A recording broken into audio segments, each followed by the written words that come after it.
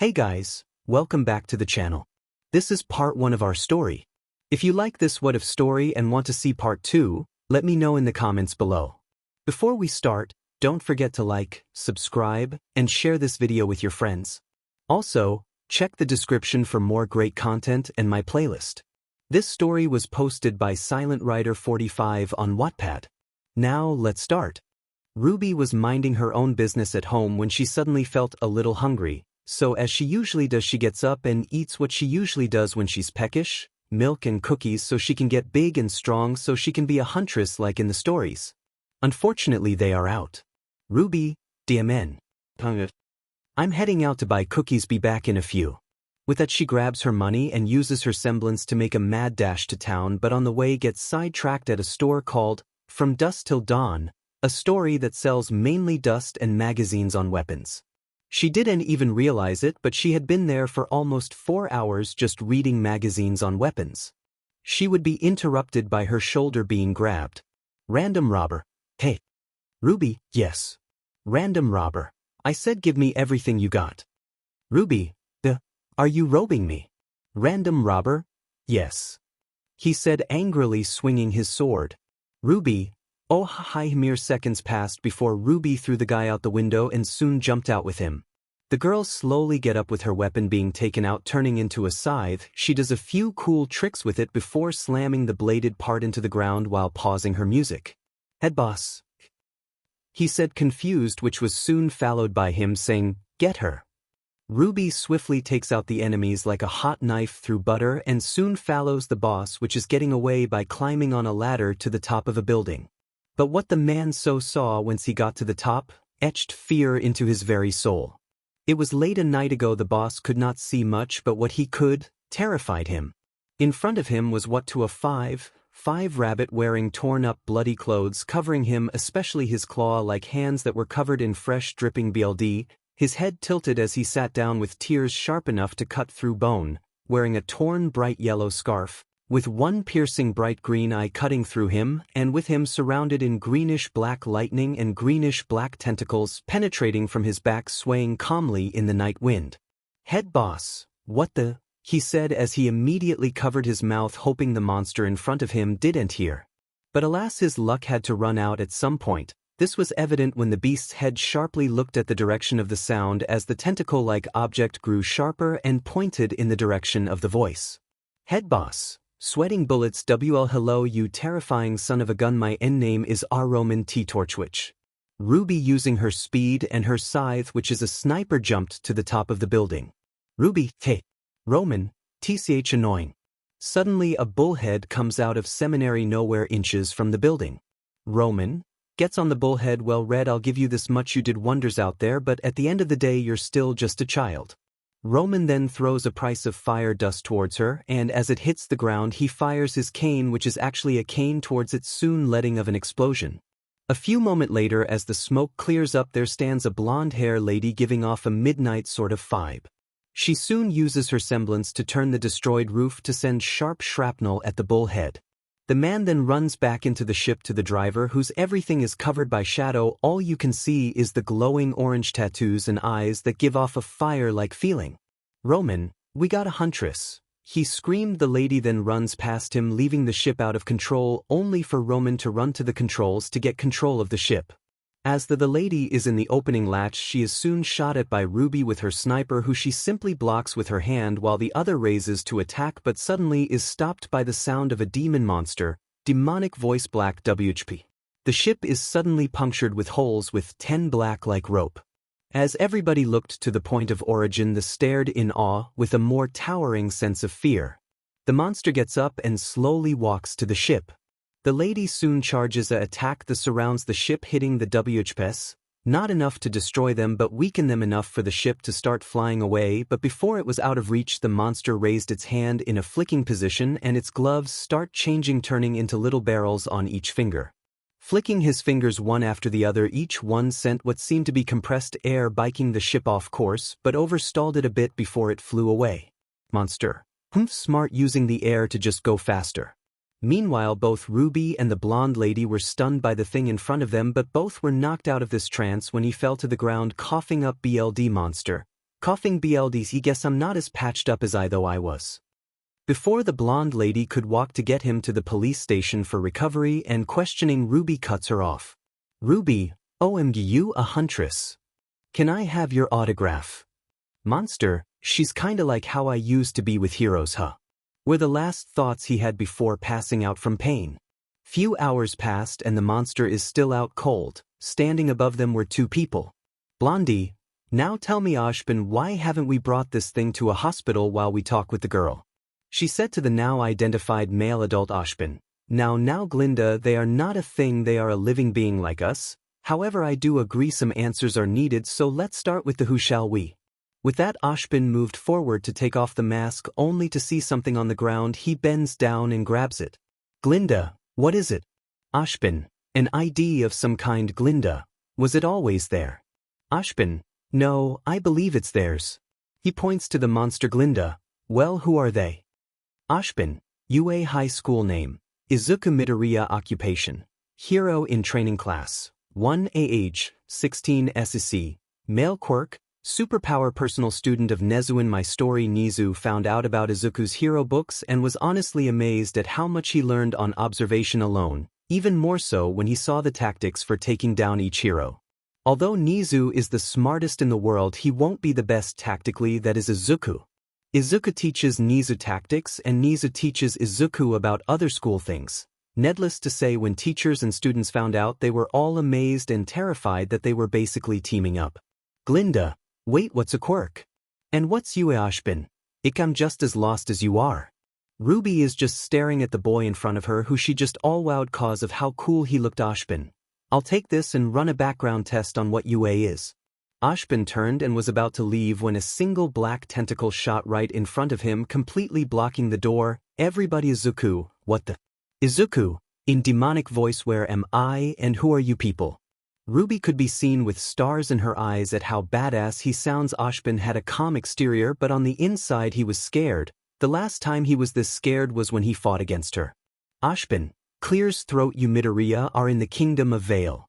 As soon as he finished his sentence, 𝐒𝐮𝐻𝐸 used his black WHP to use another WHP and take his ID back.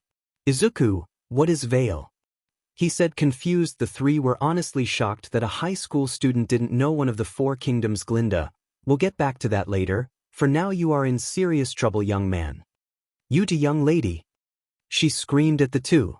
Then for the next half hour the two teens were scolded, the one in red looking down in shame while the green rabbit looked confused at what he was being told. 𝐒𝐮𝐻𝐸, Remnant. The semblance. Huntress and huntsman. What the hell is happening? He said while standing up and slamming his hands on the table. 𝐒𝐮𝐻𝐸, what the hell is a semblance? What is Remnant? Where is Vale? What's the deal with huntsman and huntress? God, it's like I'm in another world. --. He cut himself off, eyes widening upon realizing that the portal Shigaraki sent him into was a portal to another world with possibly no way back. 𝐮𝐻 soon caught on to what he was going to say while the other two were just standing in confusion. 𝐮𝐻, you know, Mr. Midoriya, that makes sense considering there are no nose people called 𝐒𝐮𝐻𝐸 Midoriya or a high school called UA. He said, shocking the two ladies. Ruby, wait, what did I just miss? Glinda, yes, I feel like we're missing very important context clues here. 𝐮𝐻, this boy is not from our world. Ruby. 𝐮𝐻, yes, that is what I wish to know. So Mr. Midoriya, can you tell us how you got here? 𝐒𝐮𝐻𝐸. He sat there thinking, 𝐒𝐮𝐻𝐸, where should I start? 𝐮𝐻, the beginning. 𝐒𝐮𝐻𝐸, Sai, you should take seat then cause there's a lot to talk about. 𝐒𝐮𝐻𝐸 then spent 1.5 hours explaining quirks, heroes and villains, the terrible power balance, the corruption, the discrimination of those without quirks, and about his life from being quirkless to being hurt all his life to nearing his idol to going to UA to leaving UA to protect his friends and family to him killing AFO and Shigaraki to them using the last of their power to send him here where he fell out of the sky and landing on a roof to seeing Torchwich to now. Everybody felt sympathetic towards the boy, not just fit going through so much but because he has nothing now. 𝐮𝐻, wiping a tear, I would like to make you a deal, Midoriya. 𝐮𝐻 said shakily, trying to control his emotions. 𝐮𝐻, the same for 𝐒𝐮𝐻𝐸. Rose Ruby looked up at her name being called with a sad face and tear stains on her cheeks. 𝐮𝐻𝐵𝐵, I want the two of you to come to my school for huntsmen and huntresses in training 𝐒𝐮𝐻𝐵𝐿. You can consider it this world version of UA in a way Midoriya. 𝐒𝐮𝐩𝐻𝐵, will there be dorms? 𝐻𝐵𝐵, yes there will be. And this. Rose, I want you to answer any questions he has about this world when he goes to 𝐒𝐵𝐿, okay? Ruby, yes yes yes. She said, jumping and hugging 𝐒𝐮𝐻𝐵𝐿. Ruby, I sent this amazing 𝐒𝐮𝐻𝐵𝐿 going to 𝐒𝐵𝐿 and you can show me all those cool moves you did back on your world and mumble 𝐒𝐮𝐻𝐵𝐿? Oh dear God, is this what I was like? Well, at least this won't be boring week past. Oh, well, I can't believe my little sister is going to 𝐒𝐵𝐿 with me. This is the best day ever. Ruby, Yang knew a stop. Ruby then looked around, not seeing 𝐒𝐮𝐻𝐵𝐿 anywhere in sight. Yang, what you looking for, sis? Ruby, trying to find a friend I met a week ago.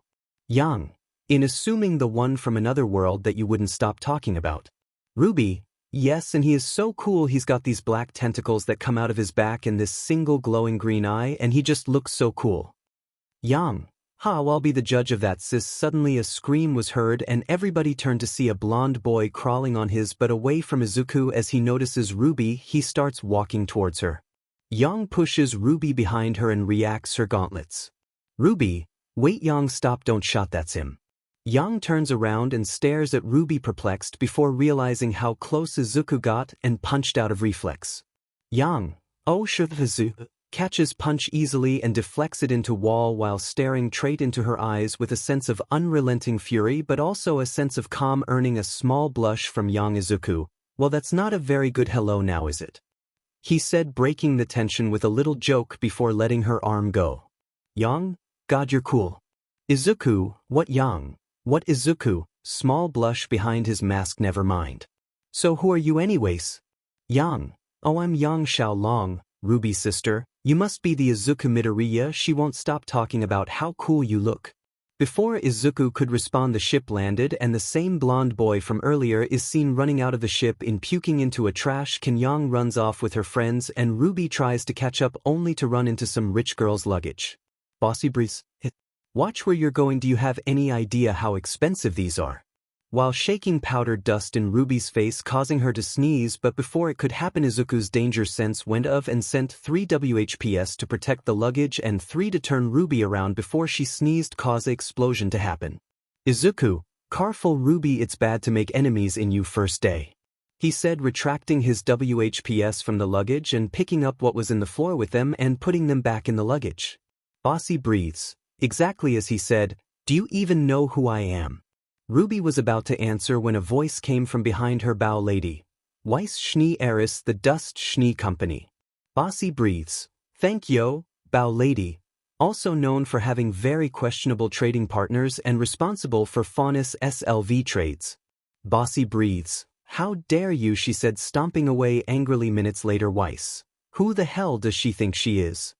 𝐒𝐮𝐻𝐵𝐿, I don't know, you tell me. Weiss turns around in shock at the sudden reply to see 𝐒𝐮𝐻𝐵𝐿 behind her. Weiss, why are you following me? She said, surprised that this monster was so close to her. 𝐒𝐮𝐻𝐵𝐿, when you stormed, you grabbed one of my WHPS and dragged me with you. He said as normal as possible, trying to ignore the fact that they're so close. Weiss looks at hand and see that she is in fact grabbing 2 of his whips. Interesting, they're so light that I didn't even feel it. 𝐒𝐮𝐻𝐵𝐿, sorry to interrupt, but we got like 2 minutes before the opening ceremony, so we should be heading in now. Weiss, eyes sudden in fear, and I'm gonna be late in my first day. I'm supposed to be the perfect student. 𝐒𝐮𝐻𝐵𝐿, I can run us there if you want. Weiss, yes, do it now.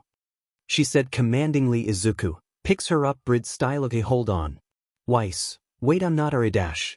And just like that they were gone, leaving only a trail of green and black lightning behind.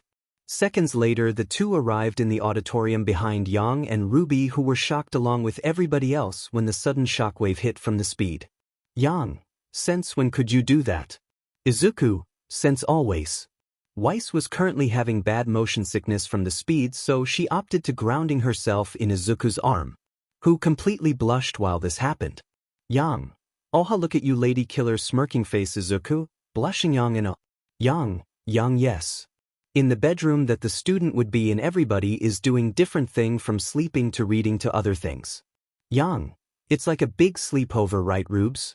Ruby, I don't think Dad would approve of all the boys thought.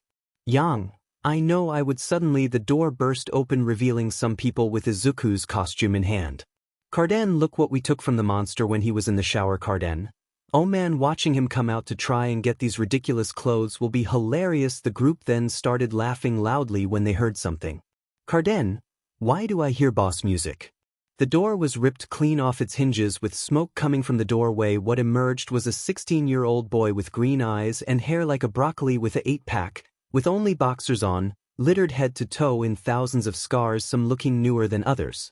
Izuku, give me my costume back, he said as black WHP activates a little. 𝐻𝐻𝐿, and why the hell should I pint size ha? His laughter was soon cut off by him being impaled in the hands and legs with black W. 𝐻𝐻𝐿. Izuku, slowly making his way towards 𝐻𝐻𝐿 because unlike my predecessors, a new WHP come out of his back and is aimed inches from his neck. Izuku. Demonic voice, I lack self-restraint. Saying this scared 𝐻𝐻𝐿 and his friends, some of which SHT or PSS themselves. Izuku, TCH, that was pathetic. Grabs his costume with black W. Izuku, clean yourself up before I do more than put holes in your hands and feet. With that he let them go and they ran to both change into new clothes and get patched up. Many were in shock, some fear and some arousal, but nonetheless he put his clothes back in and went to an open seat to sit down. When he sat down he was reading a book series that he so far liked called Ninjas of Love. He was currently on Vol 1 but so far he was joking it. To his left he sees the girl with black hair and a bow on her head that seemed to be twitching. Izuku, you need a thicker bow, he said to the girl with absolute confidence. Bow lady, W. She said, shocked and confused. Izuku, if you're trying to hide something in your head with the bow you'll need a thicker one for inside. Outside will be fine with the thinner one since wind is a factor. The lady grabs Izuku by the collar and against the wall. Danger sense was going off but didn't move so he could see how this played out. Bow lady, thus conversation never happened. Got it. Izuku, okay, just giving you a tip since you seem so keen on hiding the top of your head. She stared deep into his singular glowing green eyes. She was about to speak when a familiar voice echoed trough the air. Yang. Hello, she yodeled as they both looked to see Yang dragging Ruby by the arm as the black hair lady lets go of his collar and comes back to her seat to read. Yang, so you were there when my sis blew up, huh? Bow lady. And she said, not looking away from her book. There was an awkward silence as the two tried to get the girl to talk to them. Storming towards them was another familiar voice. Weiss. Do you mind, people are trying to see dash. Weiss and Ruby locked eyes. Weiss and Ruby, oh no, not you again. Ruby, look, I'm really so. She was caught off with Weiss showing a pamphlet in her face saying how damage caused by dust is not their problem. Ruby, what's that? Weiss, the Schnee Dust Company is not progressive, says the rest faster and faster. Ruby, confused. What? Izuku walks over and grabs the pamphlet and reads it and within 10 seconds finishes, giving a thumbs up to Weiss. He turns to Ruby saying, Izuku, basically if you destroy something or hurt somebody with dust you can't take them to court about it. Weiss, finally somebody with some brains. Ruby, hey. Izuku saw where this was going and cut in, stopping the argument for getting worse. Izuku, okay. That's enough, it's late and we have the entrance exam in the morning, so instead of wasting time and energy on this shit show we instead get some sleep. Weiss, fine. Ruby, fine. Izuku, using a small percent of OFA, flicked his fingers at a candle, caused the fire to extinguish and for everybody to sleep. Except Izuku, who since coming to this new world has slept due to the nightmares he frequently get now, so there he waits till morning until his new life can truly start. In the morning Izuku can be seen looking at a picture from his backpack of him and two children, one wearing matching red shoes to his with a hat with two horns on it. The other was a little girl with whitish blue hair in a sundress with a horn on the right side of her forehead. He put the picture away before people asked cause he was a little emotional that he had to leave them behind. Part of him feels like he betrayed them by leaving them at UA with just a letter, but if he didn't then they wouldn't have ever let him leave. After having the first food he's gotten since arrival in the new world, which isn't much cause as a vigilante, he got used to not eating or sleeping much. He walks outside to where the exam will begin, sits on the ground and meditates as to try and learn more of his other quirks. Soon after, Glinda and Ashbin arrive to see him there early. Glinda, whisper what is he doing? 𝐮𝐻, Whisperi think he's meditating. 𝐒𝐮𝐩𝐩𝐸, don't you know it's rude to talk about someone who's listening? 𝐻𝐻, oh bloody hell, he said in a over-dramatic voice. Glinda looks 𝐒𝐮𝐩𝐻 over and asks Glinda, where is your weapon? 𝐒𝐮𝐩𝐻, my quirk will be more than enough, anything else would be overkill. He said in a monotone voice as he went back to meditating. Glinda, do you even have a aura? She says, only to be ignored by the young man. Glinda swiftly turns around to talk to 𝐻𝐻. Glinda, why is he here if he doesn't have a aura? 𝐻𝐻 was going to respond when suddenly the rest of the students appeared and got in their places, with 𝐒𝐮𝐩𝐻 getting up and getting ready, cause this is very similar to the training camp where he met his sort of but not actual son 𝐀𝐮𝐭𝐡𝐨𝐫. 𝐻𝐻, okay children, for starters, if you want to get into 𝐒𝐮𝐻𝐻 you must travel into the forest and grab a relic from the ruins in the forest. Glinda, okay, how this will work is you will be... Again she was cut off as 𝐒𝐮𝐻𝐻 activated float and 𝐻𝐻, creating a shockwave of air as he started flying above the ground before zooming forwards in a flash of green lightning towards the forest. Ruby, excited gaspes, can fly too, is like a superhero. 𝐻𝐻 and Glinda, sigh. 𝐻𝐻, long story short, we're launching you in and you need to grab a relic and survive. Glinda pushes the button as the student one by one were launched, as one student in particular was asking questions but got launched before he could finish. Before any student could land though, a huge blast of wind releases and many trees flying along with many Grimm. The origin was of course 𝐒𝐮𝐻𝐻, who landed on a Beowulf with a Detroit smash, crushing it like a fine paste. 𝐒𝐮𝐻𝐻, these are called Grimm, right? Maybe I should make a notebook on them like I did with heroes in my old world. He said, using 𝐻𝐻 15% on a Ursa Minor from behind, making his fist go through its chest. Currently Ruby was making her way to the center of the explosion, knowing that only 𝐒𝐮𝐻𝐻 could have done that. She arrived at the zone to see 𝐒𝐮𝐻𝐻 using black WHP on a Deathstalker to make it do a little dance like a puppet before making it stab itself in the head, killing it immediately. 𝐒𝐮𝐻𝐻, really wish I didn't have to kill anymore, but I guess even in this world history repeats itself. A few tears came from his eyes.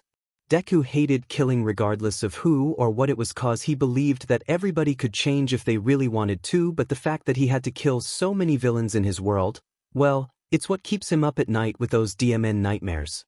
The screams of fear and pain haunt him constantly. That's not even considering the fact that he was alone the whole time he left UA. He couldn't talk to anyone or get help cause he was breaking the law to protect the people he cared about. It was something he had to do, and the fact that in this new world he has to kill these beasts called Grimm cause the hurt people, show how little he's changed.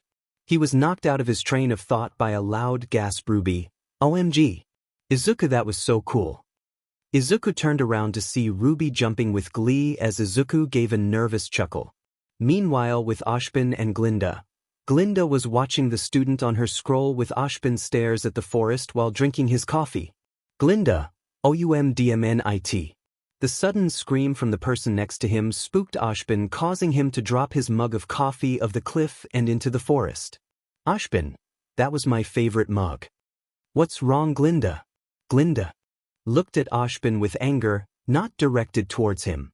Glinda, because Midoriya ran ahead, we forgot to tell them that the person you meet eyes with is your team for the rest of the time at Beacon. 𝐻𝐻 eyes widened. 𝐻𝐻, God DMNIT. Back with our hero, his danger sense is going off but nothing is happening, so he thinks somebody is cursing him, which considering his track record isn't that uncommon really. 𝐒𝐮𝐻𝐻, they said it was at the center, right? Ruby, I stopped listening when you started flying, how did you even do that? 𝐒𝐮𝐻𝐻, story for another time. For now I'm gonna use float to go above the trees and see where the ruins are. 𝐒𝐮𝐻𝐻 used float to go above and see lots of things, to the ruins, to a blonde hair boy getting smacked in the face with a branch as a crimson-haired gladiator heal them, to a orange hair girl riding a Ursa, except she seems to be having fun while a guy with black hair and a single pink striped piece of hair is yelling at her to stop, to a nevermore dive bombing 𝐒𝐮𝐻 at MK2 speeds, to the sound of Ruby telling me to get down and take cover, to the giant shadow overtaking me, to the wait a second. 𝐒𝐮𝐻𝐻 dodged just in time as the Nevermore's eyes reflect of his. He then reacts 𝐻𝐻 5% and punches the Nevermore, sending it packing as it flies away in pain. 𝐒𝐮𝐻𝐻 flies back down and points to where the ruin is as he lands. 𝐒𝐮𝐻𝐻, it's that way, come on before all the prices are taken. Ruby, Are we just gonna ignore the fact that you almost got eaten? 𝐒𝐮𝐻𝐻𝐿, yes. Yes we are, now come in slowpoke.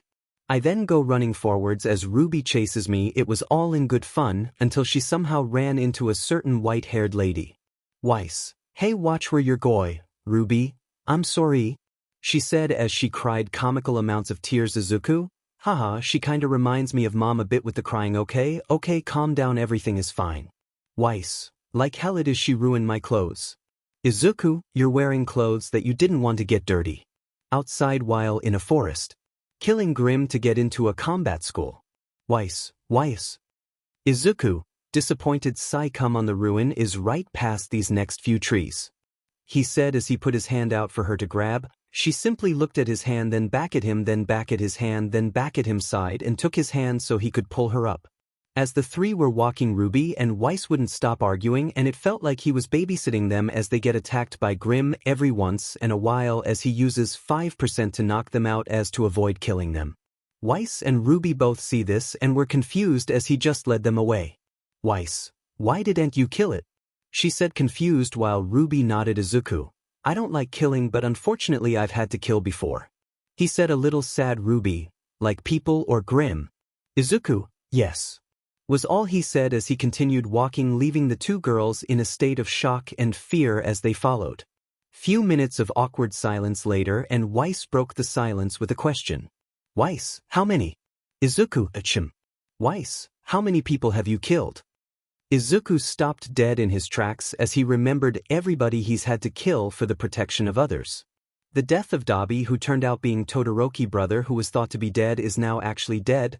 The death of 𝐻𝐿, the death of Kurogiri, who ended up being one of Aizawa's largest friends who was also thought to be dead and now is. The death of Overhaul, who he hated for what he did to Eri but still hated killing nonetheless. The death of Compress, the death of Shigaraki, who ended up being his adopted brother, and AFO, who ended up being his dad, who left the second he was diagnosed as quirkless. The only one he spared was Toga, who he knew genuinely wanted to change. 𝐒𝐮𝐻𝐻 would send a message to Nizu if they could open a villain rehab program for her, and usually he would have said no, but for everything 𝐒𝐮𝐻𝐻 is doing to buy them time, how could he say no? 𝐒𝐮𝐻𝐻 walks over to a tree and sits down and lays back on it as he puts his head in his arms, trying his hardest not to cry but failing. 𝐒𝐮𝐻𝐻, tearing up quickly enough. 𝐻𝐿, for the first time in her life, felt like a PP for asking him that. She could see that he hated killing but had a reason for who he did kill. 𝐻𝐿 sighs and walks to sit next to him to calm down. Ruby followed and did the same on the other side of him.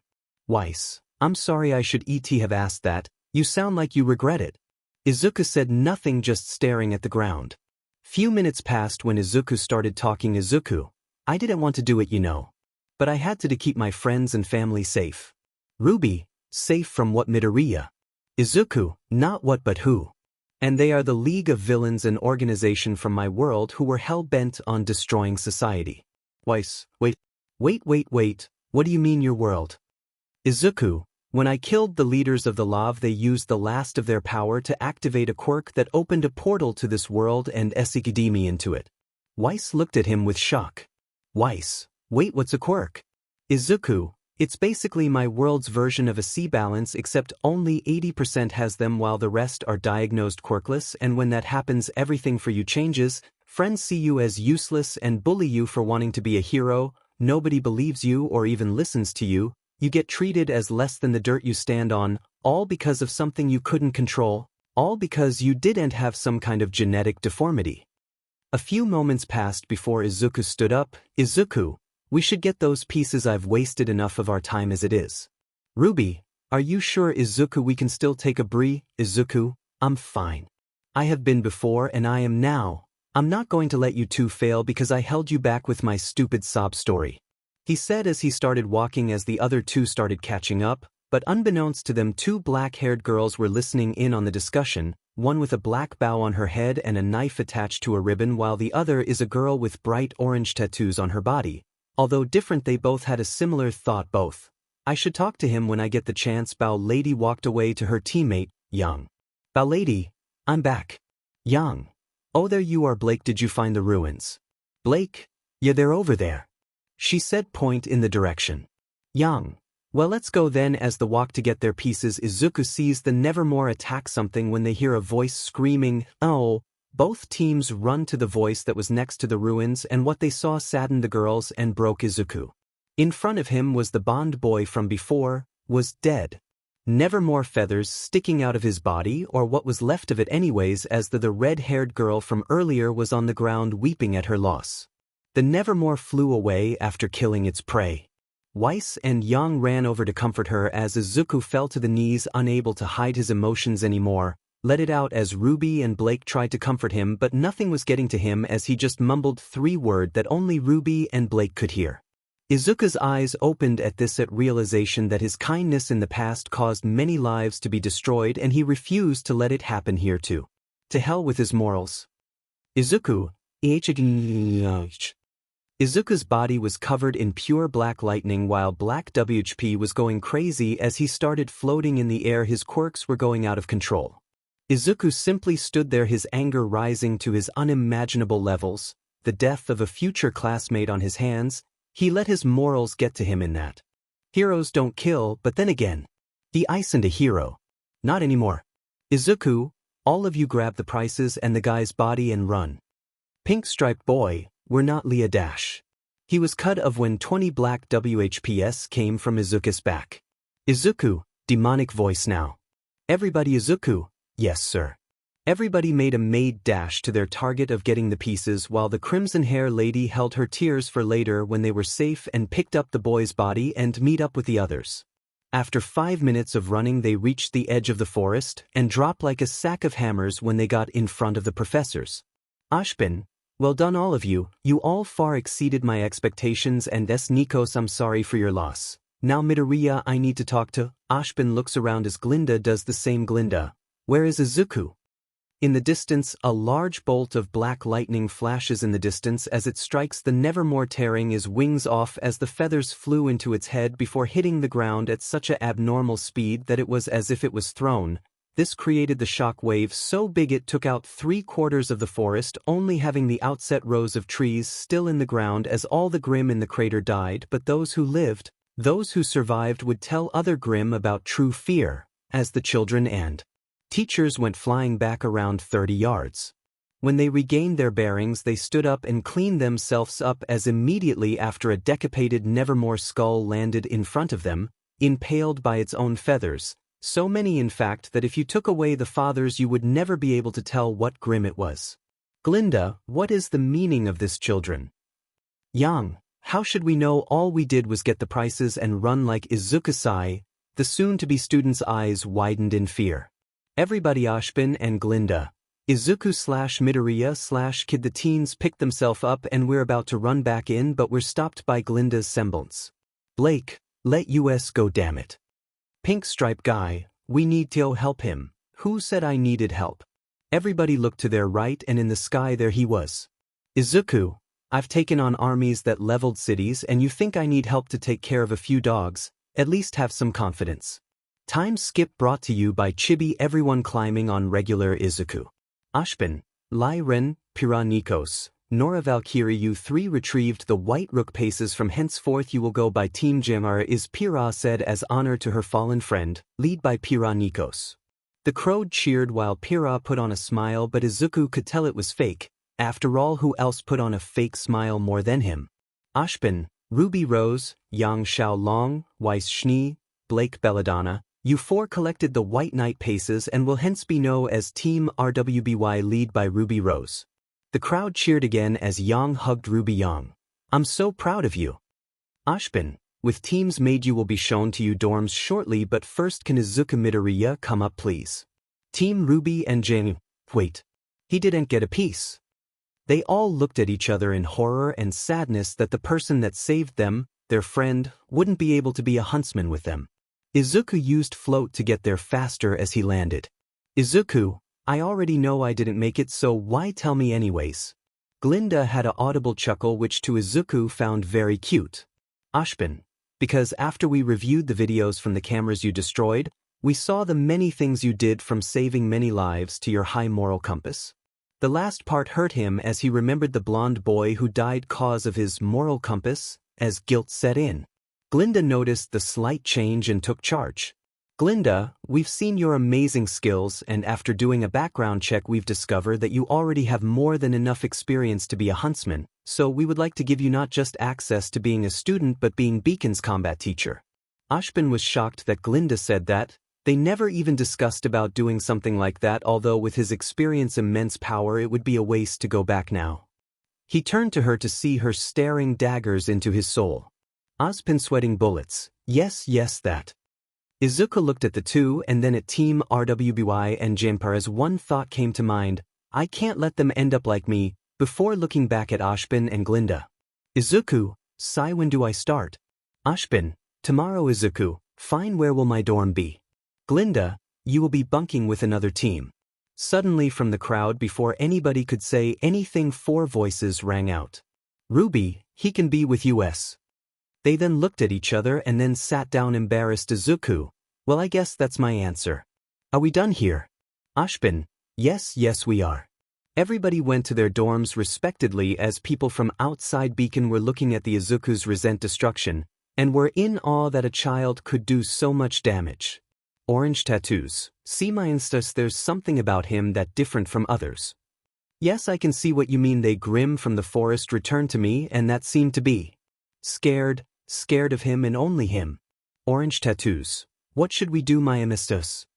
For now, nothing, Cinder. I want you to try and get close to the boy and get more info from him, but don't let him catch on. Cinder, why am I feeling happy?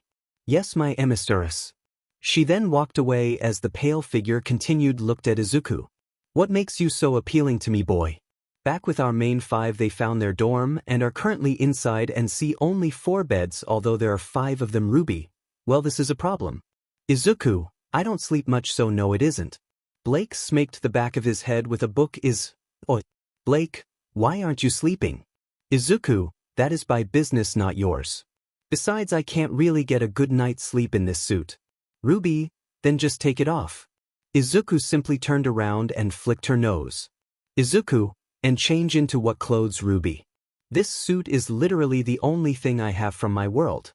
Yang remembers 𝐒𝐮𝐻𝐸𝐸 when he got 𝐒𝐮𝐻𝐸𝐸, if the shower, I wouldn't mind seeing you out off that suit. She pulls 𝐒𝐮𝐻𝐸𝐸 into a hug, his head in her chest. Yang, especially naked 𝐒𝐮𝐻𝐸𝐸. 𝐒𝐮𝐻𝐸𝐸 was blushing like a madman, but thankfully he had his mask so nobody saw it. 𝐒𝐮𝐻𝐸𝐸, I'm gonna take a shower. He then walks to the bathroom and does just that. Weiss, Yang, what the hell? You can't just say that, let alone do that. Ruby, yeah, besides he's sleeping with me. Blake, who said that he'd be sleeping with you? Yang, yeah, if my message didn't get to your brain, he's sleeping with me. Weiss just gives a sigh of disappointment as she looks to the bathroom to see a photo on the ground and picks it up, and what she saw surprised her. What she saw was the serious, brooding green-hair boy Midoriya giving a big beaming smile that made her heart squeezed, but what killed her was the kids he was hugging in the photo. Weiss, oh my they're adorable. She squealed, which got the other 3's attention. RBY, what is? Weiss then runs over and shows them, in which they do the same. RBY. My who are they? Weiss, I don't know, but I'm about to find out. She said, so caught up in the moment that all 4 completely forgot what lied on the other side of the door. On 𝐒𝐮𝐻𝐸𝐸's side, he was in the bath. Unfortunately, it hurt a lot due to the use of his quirks and the fact that a lot of his wounds were never treated properly, so after a few minutes there was a tiny of red in the bath from his BLD. His pain was interrupted by the door being cut in half. The girls walked in about to ask who the kids are, but remembered this was the bathroom, and what they were met with was 𝐒𝐮𝐻𝐸𝐸 naked, only hidden by the bath. His lower half was in the bloody water, only showing his 8-pack and all the scars in his chest. They simply stood there staring at each other for 30 seconds, too stunned to move, both parties' faces steadily getting redder. The girls then noticed the bloody water and figured that they'll bombarded him with worry and questions after he's done, so they attached the 2 paces of the door back together and left for him to finish. 𝐒𝐮𝐻𝐸𝐸. WTF. He soon finished up and got dressed into his costume and walked out the newly messed up door. 𝐒𝐮𝐻𝐸𝐸, so who wants to explain what the hell that was to me? They all avoided eye contact. 𝐒𝐮𝐻𝐸𝐸, y'all acting mad as is, just spit it out so you can go to sleep. Blake, wait, are you not sleeping? 𝐒𝐮𝐻𝐸𝐸, like I said, I don't sleep as much as I should. For so long I've grown accustomed to it. Yang, we'll talk about that later, but for the more pressing matter, who are these kids with you? They are so cute. Weiss shows the picture and Izuku swiftly snatches it away. Izuku, why do you care? Ruby, 'cause they're so dang cute. Izuku let a cheeky grin behind his mask. Izuku, well, if you must know, they were basically my kids. The four were in shock that the person the same age as them is a father of two adorable kids. Although there was for some reason a slight ping of pain when he said that, but was then almost immediately forgotten. Ruby, what? Izuku, yeah, I saved both of their lives in my world. Izuku walks to Weiss' bed and waves the other three over. He takes out the picture. Izuku, the little girl on the right is Eri. I saved her during a raid on the shigaraki, which was a Yakuza group. They were led by a bastard called 𝐾𝐮𝐭𝐡𝐨𝐫 who experimented on her cause of her quirk. It's called rewind. She can rewind any living thing body to a previous state, even out of existence. His goal was to use her to make quirk-destroying bullets to erase all quirks from existence. I won with Eri strapped to back. She had her quirk active, and cause of my quirk at the time being too much for me, I always broke my bones if I used too much % of my power, so basically I went 100% and had to break my body faster than Eri could heal it, and in the end it worked. I tell you, she going to do amazing things out there. Izuku looked up from the picture to see the four girls focusing dead on him, completely captured in his story. Each one had stars in their eyes and were in awe. Izuku chuckles. All right, the little boy on the left is Koda, and he was the son of two pro-heroes called the Water Hose. Unfortunately, they both died to a villain called Muscular. His quirk increased his muscle mass, allowing him to move faster, and his SHT ton harder. This made him think that all heroes were bad cause he thought they abandoned him. During a sort of training camp that was very similar to the entrance exam to 𝐒𝐮𝐻𝐫𝐭, we were attacked by the League of Villains, and Muscular was gonna kill Koda too, but I saved him with a little help from Koda himself, which stilled his hope for heroes. He got the same kind of shoes as me. He started crying. Izuku, crying is them, so Yang comforted him by hugging him. He didn't stop until he passed out from crying for so long and hard. Yang picked him up and placed him in her bed and takes off his mask so he can sleep better, gets into bed and plays on her scroll. Weiss, Yang, what are you doing? Yang, going to bed. Ruby, with him. Yang, I'm not gonna let him sleep on the floor. Blake walks up and gets under the covers and hugs Izuku. Yang, why are you hugging him? Blake, he looks like he needed to be held, so I'm doing it.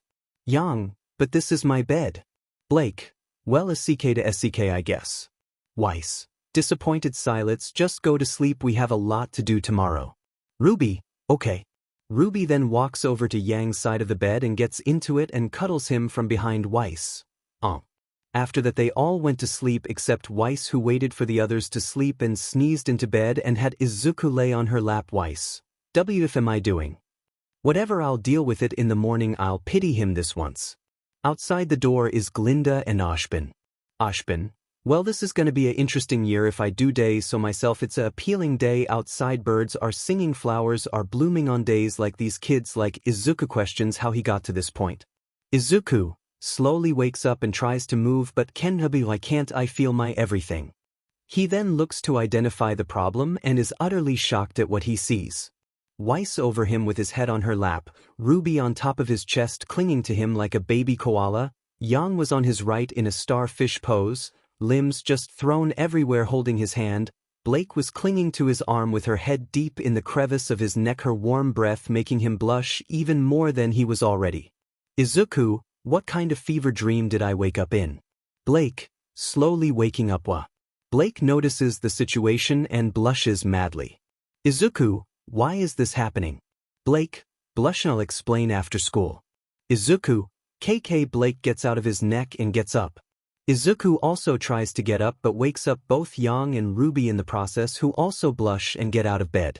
Ruby grabs a whistle as a prank to wake Weiss. Ruby blows whistle in front of Weiss. Good morning, team RWBY. Weiss, what is wrong with you? Yang, we still have a lot to do. Weiss, what? Blake, holding a suitcase, we still need to decorate. Suitcase opens and everything falls on the floor. And clean. Weiss looks at Izuku. Izuku gives the "it just go with it" shrug. Ruby then blows the whistle again and Weiss falls out of bed. Ruby, alright. Blake, Yang, Weiss, Izuku and their fearless leader Ruby will make this place awesome.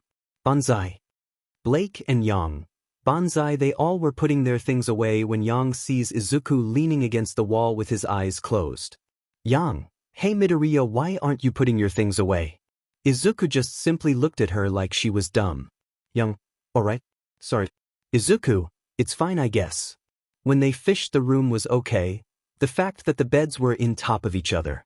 𝐒𝐮𝐻𝐻, how did you F up this bad? Yang, hey, it's not that bad. Just as she says that, the curtain that Ruby cut in half came undone, 2 of the legs in each bed broke. 𝐒𝐮𝐻𝐻. 𝐒𝐮𝐻𝐻 actives black WHP as put the bed on opposite sides of the room and stake one on another, cutting black WHP and leaving it in the ceiling as support. He made bunk beds in 15 seconds. 𝐒𝐮𝐻𝐻, boom, both space efficient and slightly less SHT. He said in I did better than you and I didn't even try kinda way. Weiss, this is extremely dangerous. 𝐒𝐮𝐻𝐻, my black WHP has stopped hits from people who could easily level building. I think it can handle a bed. And besides, I used black WHP to make guards so you girls aren't falling off. Ruby, awesome. Thank you. 𝐒𝐮𝐻𝐻 just gave a thumbs up. Ruby, okay, our next agenda of the day is classes. Okay, we have a few classes together, the first being a 9 with Weiss and 𝐒𝐮𝐻𝐻. Eyes shot up. 𝐒𝐮𝐻𝐻, did you say 9? Ruby, confused. Weiss, it's 8:55 you dolt. 𝐒𝐮𝐻𝐻 grabs onto the 4 with black WHP and uses 𝐻𝐻𝐻 to run to class. Ashbin sees this and chuckles about how versatile Midoriya is.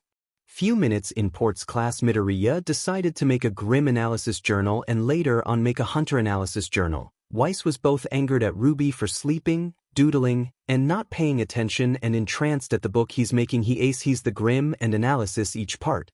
Port, now who here believes they follow these qualities? Weiss, with a little anger directed toward Ruby, I do, sir. Port, excellent. Schnee, please. Come up and face your opponent. Weiss, wish me luck, Midoriya. 𝐒𝐮𝐻𝐻 gives a cheeky grin. 𝐒𝐮𝐻, I won't need to, you got this in the bag, but I'll be sure to humor you. Weiss also gives him a grin and a humph and ruffles his hair as she makes her way to the stage. She is thinking to herself, Weiss, why did I do that? That was completely unlike me. I'm Weiss Schnee, damn it, so why did I feel so free around him? 𝐒𝐮𝐻𝐻 had a little blush that he quickly tried to shake off before anybody noticed, out of habit, completely forgetting he has his mask on. Yang. 𝐒𝐮𝐻𝐻 laughing face. Oh, and Yang. Okay, Port, are you ready, Ms. Schnee? Weiss, ready her weapon, yes, Port.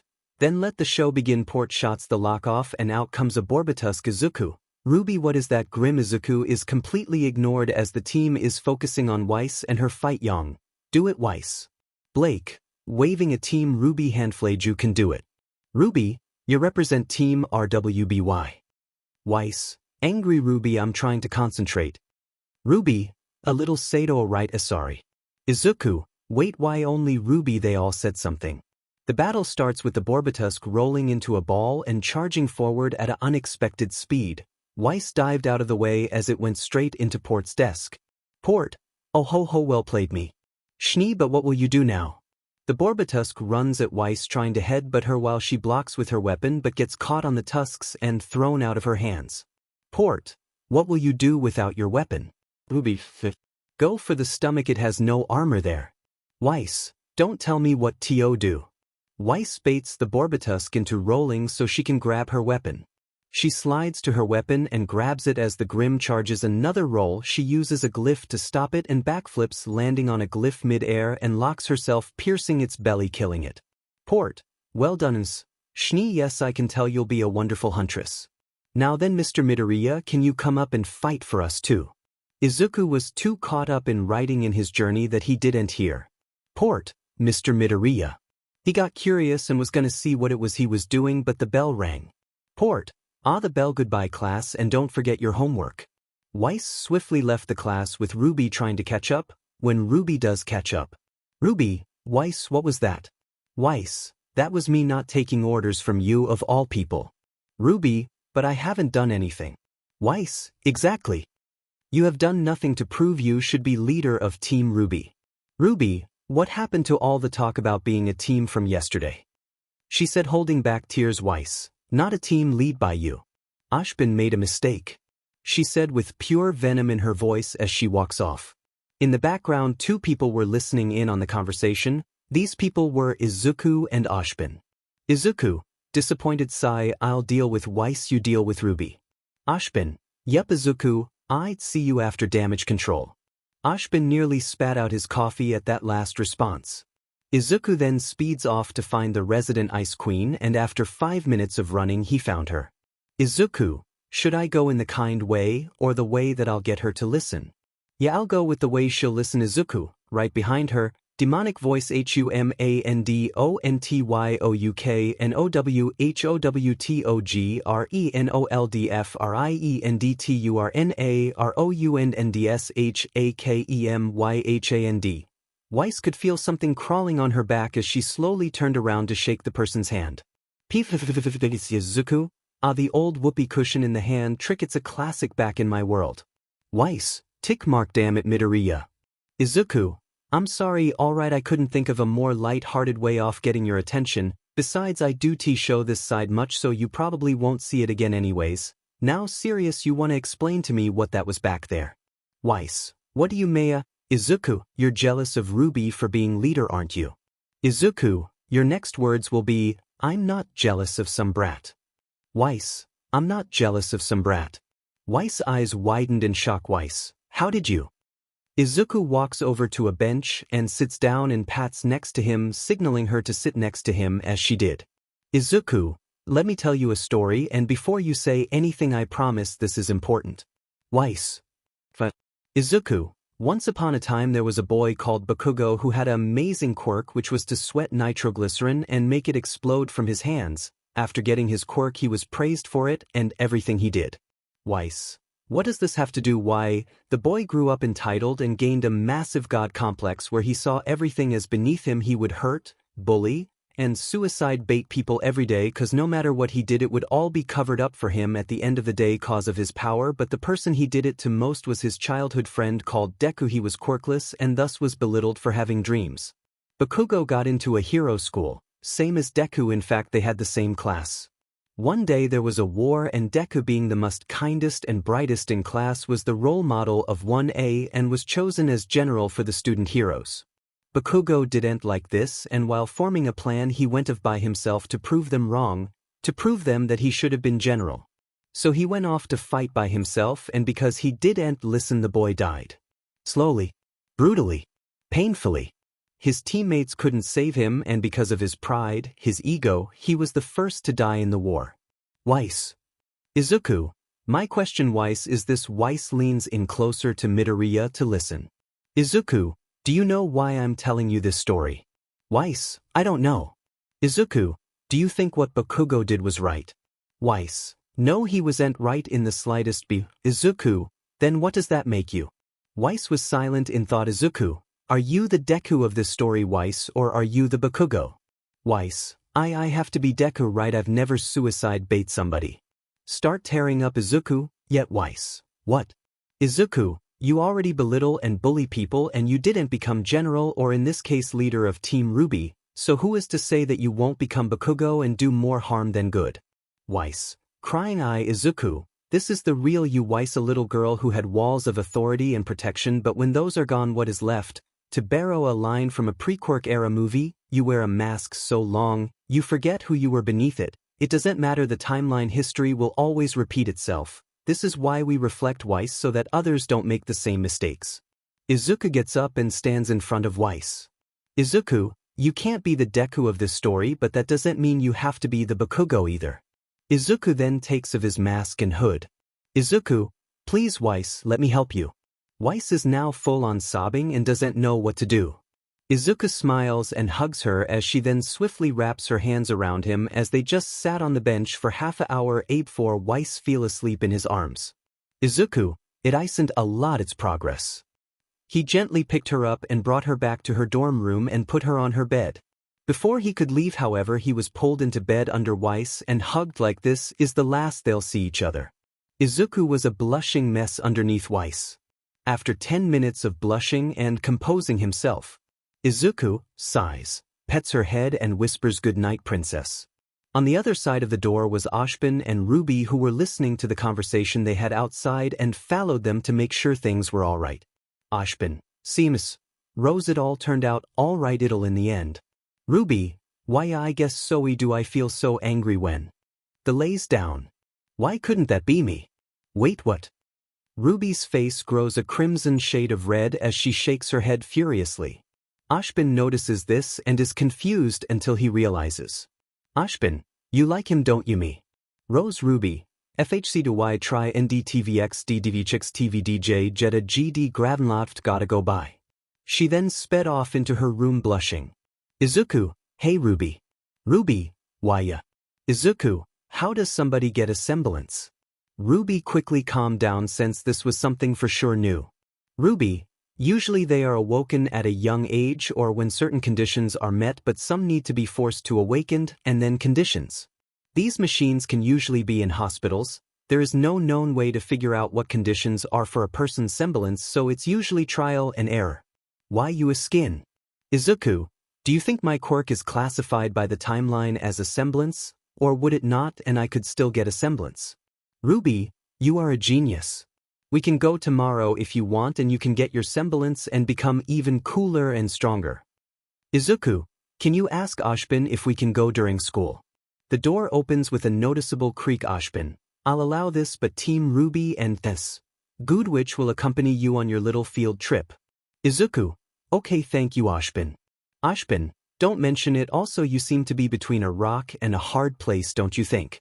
𝐒𝐮𝐻𝐻 then started blush and would be covering his face out of embarrassment but can cause of wise. Snap. 𝐻𝐻 took out his scroll and took a picture. 𝐒𝐮𝐻𝐻, delete it. 𝐻𝐻 gave a cheeky grin. 𝐻𝐻, later, for now I'm gonna go show the teachers. 𝐒𝐮𝐻𝐻, 𝐻𝐻, I swear to God. 𝐻𝐻 quickly left so he could embarrass his green-haired student. Blake and Yang soon walked in 2 minutes later. Yang, hey Rubes, wah. She and Blake noticed that Weiss was on him. Yang, oh look at you killer, getting all the ladies in the sheets. Blake, Yang, not now, it's too late for this. Yang, you're no fun. Blake, Ruby, guys, tomorrow we aren't going to school. The 5 of us and Professor Goodwitch are taking 𝐒𝐮𝐻𝐻 to the hospital. Blake and Yang turned to 𝐒𝐮𝐻𝐻. Are you okay? Ruby, let me finish. We're going so we can see if 𝐒𝐮𝐻𝐻 can get a semblance or if his quirk counts as a semblance. Blake and Yang then back away and rubbed the back of their heads nervously. Blake, wait, if you do get a semblance, how much stronger could you get? Yang, yeah, plus you battle with your hands only. As a brawler I can respect that, but don't you think you should get some weapons? Ruby, maybe some pistols. After the hospital will help you make weapons. 𝐒𝐮𝐻𝐻, it's not needed, guys. Blake, no, we're getting you weapons. It doesn't matter how strong you are, the more options the better. 𝐒𝐮𝐻𝐻, I just can't win today. Fine, we'll deal with that tomorrow. For now you girls should get ready for sleep. I'll wake you up and make breakfast in the morning. Yang, Ruby, Blake, okay, after getting ready for bed.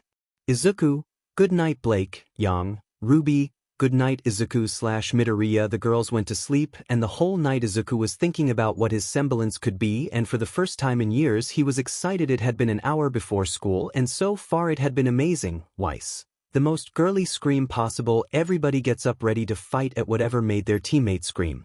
Smack. 𝐒𝐮𝐻𝐻, Abu. What the hell, who slapped me? Weiss, Midoriya.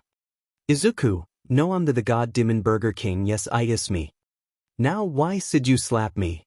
Weiss, 'cause you're in my bed, you perverted dolt. 𝐒𝐮𝐻𝐻, you pulled me into your bed.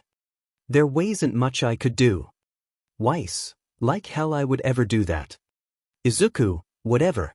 Everybody get ready for school, we'll leave and be back by lunch. Weiss, hey, we aren't finished here, and leave for what?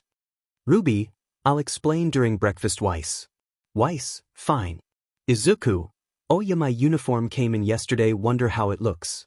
𝐒𝐮𝐻𝐻 grabbed his uniform and made his way to the bathroom to change, and after a few minutes he was able to finish getting ready for school. He finished changing and walks out of the bathroom and downstairs to make breakfast. 𝐒𝐮𝐻𝐻, wonder what they have here. On his way down he came across Team Jin PR, who looked like they went through hell and back. 𝐒𝐮𝐻𝐻, geez, what happened to you 3? Ren, we woke up to a high-pitched scream from somebody in your room, followed by a tight afterwards. So you tell me. Pyrrha was still shaken up from the John's death, blaming herself for not being there. 𝐒𝐮𝐦𝐻𝐭 notices this and stops it before it can get worse. 𝐒𝐮𝐻𝐭, Pyrrha, can we talk in private? Pyrrha, yeah sure. Nor I'll catch up. Okay. 𝐒𝐮𝐻𝐭 and Pyrrha walked to Team Ruby dorm and entered with 𝐒𝐮𝐻𝐭 closing the door behind them. 𝐒𝐮𝐻𝐭. It's not your fault. Pyrrha. What? 𝐒𝐮𝐻𝐭, his death, it isn't your fault, it's mine. Pyrrha was shocked that he knew exactly what she was thinking. Pyrrha tensed up. Pyrrha, what do you mean that? 𝐒𝐮𝐻𝐭, you know how I'm not from this world, right? Pyrrha nodded slowly. 𝐒𝐮𝐻𝐭, and how I was a hero in training but had to defect to protect my friends and family. Pyrrha, I didn't know about that last part, but yes, I did know the rest. 𝐒𝐮𝐻𝐭, killing is usually frowned upon as a hero, usually as a last-ditch effort. Well, when I was a vigilante, every once in a while I would have to kill people, and although I didn't like it, I had no problem with it as a finisher. When I saw the Nevermore, I was in the air and it tried to eat me, so I punched it with 5% of my quirk as to not kill it, just send it away. Pyrrha's eyes opened in what appeared to be, not anger or sadness, but as if the biggest weight was taken off her chest and replaced with disappointment. 𝐒𝐮𝐻𝐭, next thing I knew later, it killed John. His BLD is not on your hands, Pyrrha, but mine. Don't blame yourself for my failure, if anything, blame me. 𝐒𝐮𝐻𝐭 couldn't look Pyrrha in the eyes after what he said. Pyrrha punched 𝐒𝐮𝐻𝐭 in the face, which he let happen after she pulled out her weapon and pins 𝐒𝐮𝐻𝐭 against the wall with her weapon against his throat. Pyrrha had tears running down her face and a look of pure anger on her face that wasn't present before. Pyrrha, what's stopping me from killing you right now? 𝐒𝐮𝐻𝐭, nothing. I took somebody you cared about away because of my ethics. It doesn't matter if it was an accident, it still caused your friend to die. You have all right to do whatever you want to me. Pyrrha just looked 𝐒𝐮𝐻𝐭 in the face and saw that he truly believed he deserved this. Pyrrha started shaking while she cried more and more, causing her weapon to graze 𝐻𝐻𝐻𝐿 throat, drawing a good amount of BLD, causing a bit to come out of his mouth too. 𝐒𝐮𝐻𝐭, it's okay to hate me, you know I deserve to be hated. Sheds a few tears. Pyrrha. 𝐒𝐮𝐻𝐭, me and Team Ruby are going to the hospital after lunch to see if my quirk counts as a semblance. Maybe some outside with them could be helpful. Maybe you could bring your team along. Pyrrha, with all due respect, I think I need to be away from you for now. 𝐒𝐮𝐻𝐭, that's completely understandable. Pyrrha left the room and bandaged up and hiding his new wounds as to not worry anyone. He left also to get to class. Port, Mr. 𝐒𝐻𝐻𝐻𝐿, you're late to class. 𝐒𝐮𝐻𝐭, cuff ya, sorry, something came up. Port, well then I would like to pick up with what I was gonna ask you yesterday, if you would come up and show us how you fight Grim. 𝐒𝐮𝐻𝐭, fine. Port, excellent, go to your locker and get ready. 𝐒𝐮𝐻𝐭 leaves to get ready. Port, now then class, we are going to put it to a vote on what Mr. 𝐒𝐻𝐻𝐻𝐿 shall fight. Borbatusk 4B, Alpha Beowulf 9C, 7 Mini Deathstalkers 5. Yang was both excited to watch a fellow brawler fight up close but was also worried. He's leveled a Nevermore and most a forest with one hit. He's got this easy, so why am I still so worried about him? Her friends turned to her with understanding faces. Weiss, you're worried for him. That's new, usually you just tease him. Yang, wait, I said that out loud. Ruby, Crystal sister. Yang then hid behind her hands as she blushed. Blake, why are you blushing? There's nothing wrong with being worried for him. Yang, yeah, I know. 𝐒𝐮𝐻𝐭 walks back in his costume and gets on stage. 𝐒𝐮𝐻𝐭, so what am I fighting? Port, excited, you will be fighting this. He presses a button and a cage comes up showing what he's dealing with inside. 𝐒𝐮𝐻𝐭 just stared at it. 𝐒𝐮𝐻𝐭, how did you even get that thing? Port, yes, that was indeed an amazing hunt. What we did was, 𝐒𝐮𝐻𝐭's Granger sense was going off. The cage door gets hit clean if its hinges and is headed straight towards Port. 𝐒𝐮𝐻𝐭, get down now. 𝐒𝐮𝐻𝐭 dived and tackled Port out of the way. The door gets lodged into the wall like a card in a piece of styrofoam. The Alpha Beowulf howled, sending some into fear. 𝐒𝐮𝐻𝐭 simply stood his ground, unmoving. 𝐒𝐮𝐻𝐭 simply moved to stand in front of it. 𝐒𝐮𝐻𝐿 said nothing. The Grim and him simply stared at each other for a few moments before they started circling each other before both suddenly stopped. As the Grim charged him, within a second he pulled 5% of OFA and punched it. 𝐒𝐮𝐻𝐿 still said nothing, he simply activated Black WHP. The 𝐒𝐮𝐦𝐻𝐸 was shaking. It was scared, no terrified of him. It got down on all four limbs and got as low to the ground as possible and whined as if it was begging for mercy. 𝐒𝐮𝐻𝐸 picked it up with black WHP to put it back on its feet, then grabbed it by the head. 𝐒𝐮𝐻𝐸, normally I would spare you, but considering what happened last time I did. 𝐒𝐮𝐻𝐸, demonic voice, WONT. Everybody was terrified that a boy just ripped an alpha Beowulf's head clean off as if it was held on by scotch tape. Port, on the other hand, was both terrified and confused at what the black liquid was. Port, what the? 𝐮𝐻𝐸 was watching the cameras on his scroll, was also confused. 𝐮𝐻𝐸, Ms. 𝐒𝐮𝐦𝐻𝐸, yes. 𝐮𝐻𝐸, remind me, do 𝐒𝐮𝐻𝐸 have a kind of black liquid in them? 𝐒𝐮𝐻𝐸, no. But 𝐮𝐻𝐸, Midoriya just ripped a alpha Beowulf's head clean off and a black substance came out of it. 𝐒𝐮𝐻𝐸 spit out her tea and ran over. 𝐒𝐮𝐻𝐸, show me the whole fight. 𝐒𝐮𝐻𝐸 would then watch the fight, and although on the outside she was stone-faced, on the inside she was going on and on about how damn and cool that was, but she would never admit it. 𝐮𝐸, I knew you would think that was cool. 𝐒𝐮𝐻𝐸 blushed out of embarrassment. 𝐒𝐮𝐻𝐸, tell anybody and no amount of lives will save you from me. 𝐮𝐸, sweating bullets, you got it. Now back to our green-haired killer. 𝐒𝐮𝐻𝐸 gave a smirk as he walked to Team Ruby. 𝐒𝐮𝐻𝐸, come on girls, we're heading out now. Port, wait, where are you going? 𝐒𝐮𝐻𝐸, hospital. Ask 𝐮𝐸. Team Ruby quickly followed but kept distance as they made their way to the dorm. 𝐒𝐮𝐸, you girls grab/do whatever you need, I'll go find 𝐒𝐮𝐻𝐸. He then went to 𝐮𝐸's office to tell him that when he finds 𝐒𝐮𝐻𝐸, they're leaving. 𝐒𝐮𝐻𝐸 knocks on his door. 𝐮𝐸, come in. He opens the door. 𝐒𝐮𝐸, 𝐮𝐸, where is 𝐒𝐮𝐸? Oh, never mind, there she is. Well, I'm here to say that we're going out now. 𝐒𝐮𝐻𝐸, wait, go where? 𝐮𝐸, you are going with him and Team Ruby to the hospital to see if his quirk counts as a semblance or if he can get a semblance. 𝐒𝐮𝐻𝐸, okay, I'll be at your dorm in a minute. 𝐒𝐮𝐻𝐸, okay. He left. 𝐒𝐮𝐻𝐸, what is your game, 𝐮𝐸? 𝐮𝐸, sarcastically, who me? 𝐒𝐮𝐻𝐸, explain. 𝐮𝐸, he, I'm simply helping you get closer to him. I mean, you find him interesting at least. 𝐮𝐻𝐸 was brushing and said that he called her spot on, so she just stormed out of the room, slamming the door on the way out. 𝐮𝐸, oh Midoriya, you are so screwed. LOL. Port opened the door after she slammed it. Port, I'm assuming you saw the fight. 𝐮𝐸, clears throat, yes, and I'm assuming you brought some of whatever that black liquid was. Port, yup, here you go. 𝐮𝐸, yes, thank you, I will have Ironwood do some test on it. Inside the bullhead, 𝐒𝐮𝐸 is waiting for the girls to get ready. 𝐒𝐮𝐸, I can't remember if all people take this long to get ready or if it's just them. When was the last time I even got to wear normal clothes? 𝐒𝐮𝐸, guess I'll doodle in my grim analysis journal. Minutes later, and 𝐒𝐮𝐸 was flickering between awake and sleep, and he finally took a nap. Minutes later, and Ruby and 𝐮𝐻𝐸 got on the bullhead to see a napping 𝐒𝐮𝐸. 𝐮𝐻𝐸 walked forwards and slowly took off his mask and hood, thinking that it was restricting his breathing. 𝐮𝐻𝐸, oh my he's adorable. 𝐮𝐻𝐸 sits next to 𝐒𝐮𝐸 with Blake on the other side, and Ruby, Weiss, and Yang were across from them. As the thrusters start up, they head off to theve to get his checkup. Halfway during the trip, there was a little turbulence which started waking him up. Blake quickly hugged him and started petting his hair as he slowly started going back to sleep, except now he's on half on Blake with her contently petting him with a smile on her face. 𝐮𝐻𝐸, Ms. Belladonna, what are you doing? Blake realizes what she's doing and starts turning red with her bow moving slightly. I don't know. Why did I do this? I wasn't even thinking, I just did. Yang, never one to miss an opportunity to tease her friends, started doing so.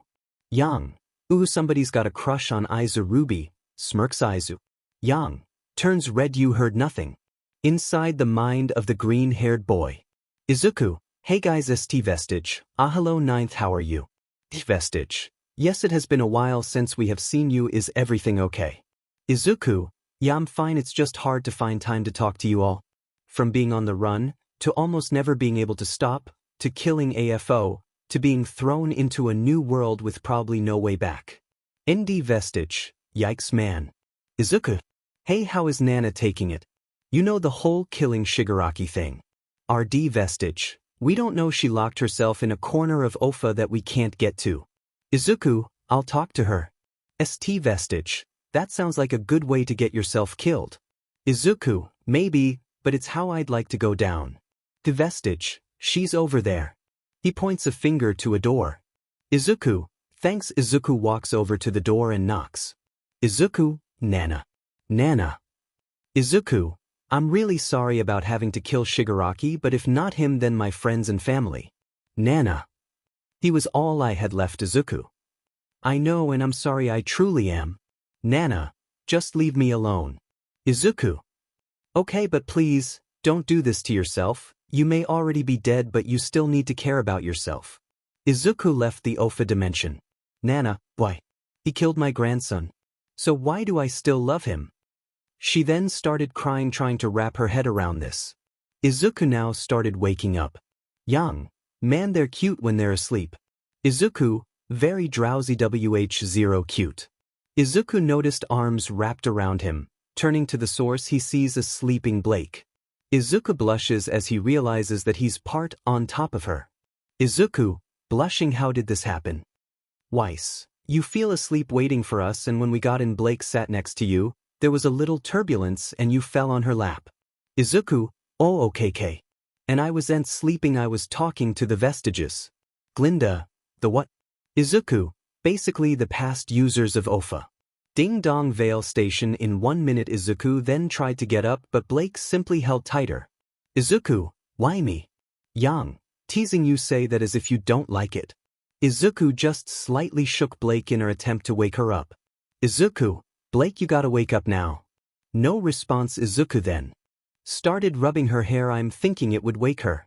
Instead, all there was a slight noise only 𝐒𝐮𝐻𝐻 could hear. Blake, smiling in her sleep, purrs. 𝐒𝐮𝐻𝐻 was 5 different kinds of confused, but hey, all he's been is confused since he go to this world. 𝐒𝐮𝐻𝐻, I don't have any idea what's happening anymore, but all I know is that I love it. Ding dong, you have arrived at your destination. 𝐒𝐮𝐻𝐻, do any of you know how to wake her? 𝐒𝐮, can you just slap her? 𝐒𝐮𝐻𝐻, that very 𝐒𝐻𝐻 of you. 𝐒𝐮. 𝐒𝐮, I'm gonna go cry in the corner, tell me when she's awake. 𝐒𝐮𝐻𝐻, you know what, screw this. 𝐒𝐮𝐻𝐻 then picked her up piggyback. 𝐒𝐮𝐻𝐻, Ruby Young, make sure we didn't forget anything. 𝐒𝐮, we're leaving now. After that was done. 𝐒𝐮𝐻𝐻, where we going? Glinda, follow me.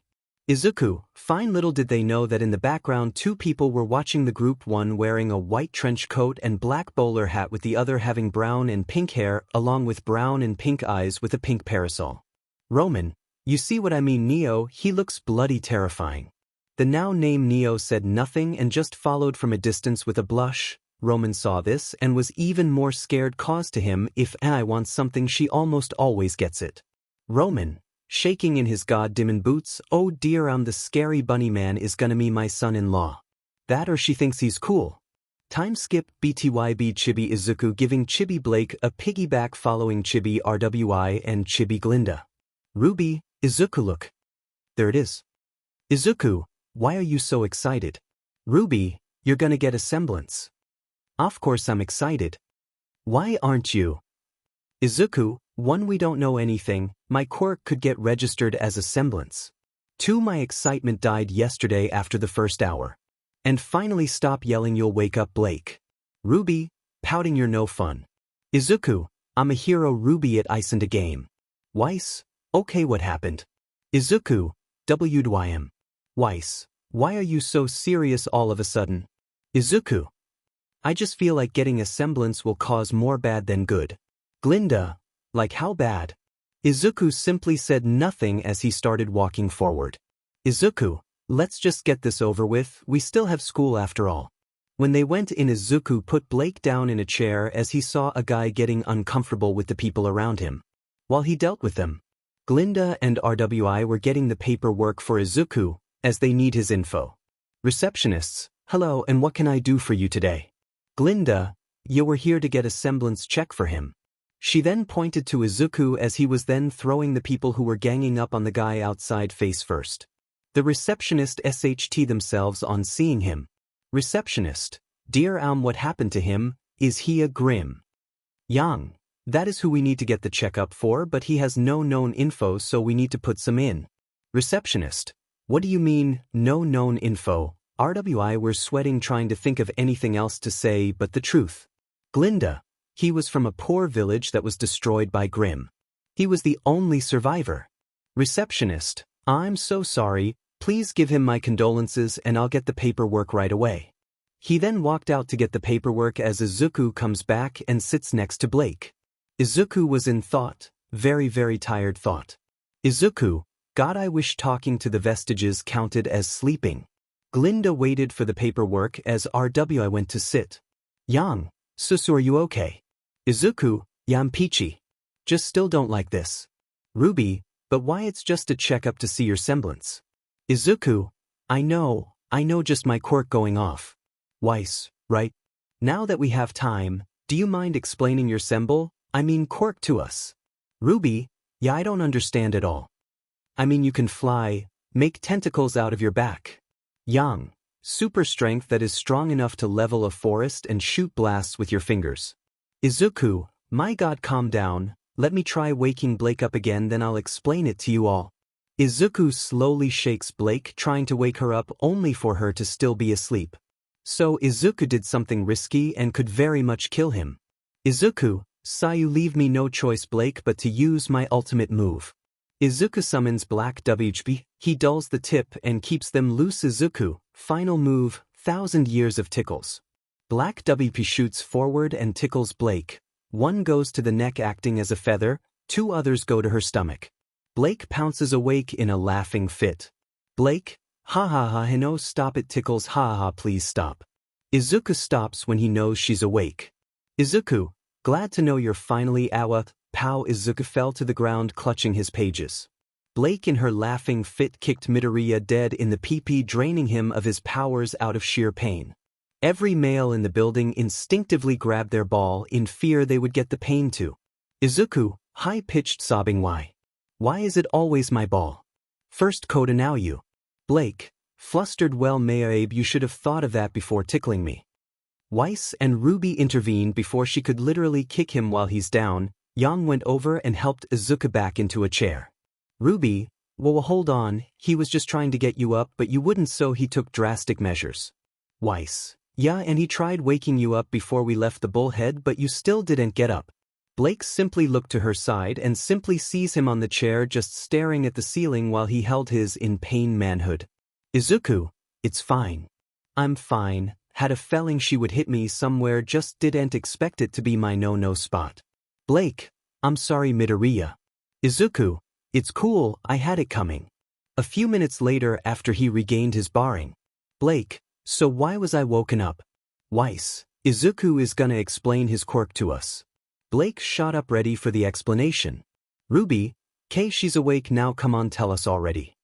𝐒𝐮𝐽, fine, okay, so my quirk is a stockpile quirk, which means it gets stronger over time, and with every user that's where the strength and speed from. The next part of the quirk merges the current user's quirk with it, so when it's passed on, so is that user's quirk. So while technically I have 1 quirk, I actually have 7, but so far can only use 4 of them, that being stockpile, Black WHP, float, and danger sense, which give me strength, speed, levitation, WHPS that can come from almost any part of my body, and the ability to sense incoming danger. The remaining 3 will come when I am strong enough to wield them. When the previous user dies, their consciousness is transferred with their quirk into 𝐻𝐿 in doing so. This brings them to their prime in the dimension called the mindscape, which allows me to communicate with the past users and interact with them. The downside is that your body is unconscious when you go there, and you get no benefits of actually sleeping from it. It instead takes energy away, which is unfortunate. 𝐒𝐮𝐽 finished and saw the 4 girls staring at him in awe and with a few more questions. Yang, then what about the projectiles to shoot? 𝐒𝐮𝐽 behind his mask was actually kinda happy being able to talk to people about his gear. 𝐒𝐮𝐽, that from the stockpile quirk, what happens is that my gloves are built a certain way so that they come out like a barrel of a gun. He then activated his gloves. 𝐒𝐮𝐽, what I do is flick my fingers and the gloves absorb the shockwave and send it out the barrel as really strong compressed air, this being the projectile you were talking about. Yang and Ruby. What? Weiss. He flicks his finger really hard and the projectile is made. Yang and Ruby had stars in their eyes. Ruby, that's so cool. Yang, God, I wish I was that diamond strong. 𝐒𝐮𝐩𝐩𝐸, if you want to have your body broken every time you use it, or if you're just flat out too weak to wield it, your arms and legs shoot off your body. He said this so calmly and stern that the girls were a little concerned. The receptionist came back and gave Glinda the paperwork. Receptionist, here is the paperwork, please fill it out while the doctor is preparing. Glinda, thank you. Glinda walked back to the group. Glinda, all right Mr. Midoriya-izuku, just Izuku or Midoriya is fine. Glinda, all right Midoriya, here is the paperwork for you to fill out. If you need help ask the girls because I need to call 𝐮𝐻𝐵. Izuku nodded and took the paperwork and started filling out name. Izuku Midoriya, age, 18, occupation. Izuku, what do I put for occupation? Blake, your job. Izuku, yeah I know, I mean like what is my job? Do I put teacher, hero in training, what? Weiss, I think your best bet is combat teacher. Izuku, K thanks Weiss. Occupation, combat teacher school, beacon semblance, unknown. Izuku, I, done. Yang, then I guess we what? Glinda walk back and takes the paper and gives it to the receptionist. Glinda, come, I would prefer we not be here longer than we need to. Izuku, I literally can't agree more. A doctor comes out and they follow him to the examination room. In the examination room it looked like a regular doctor office like the ones you go into for checkups. You know, minus the big butt machine that took up a whole butt wall. Izuku, WTF is that? Doctor, that is the newest and high-tech semblance extractor. Izuku, weight extractor as in it's gonna take it. Doctor simply laughed and shook his head. Doctor, no, it will release the aura guarding it, slowing it to come out. Izuku, okay. Doctor, splendid, now we need you to do is go into this chamber here so I can hook you up to it. Izuku turns to Glinda and she nods, signaling him that it's safe. Izuku walked forward and into the machine. It was very cold and felt restrictive. The doctor started hooking some cords into Izuku. Izuku, so is this gonna hurt? Doctor, that all depends on a few factors, that being how much aura you have. The more you have, the longer the process and less painful, and the other factor is how dormant your semblance is. Izuku, dormant. Doctor, think of it like a cocoon. The semblance is on the inside and protecting it is the aura. The machine simply cuts through the aura so the semblance can come out. Izuku, that's actually really interesting.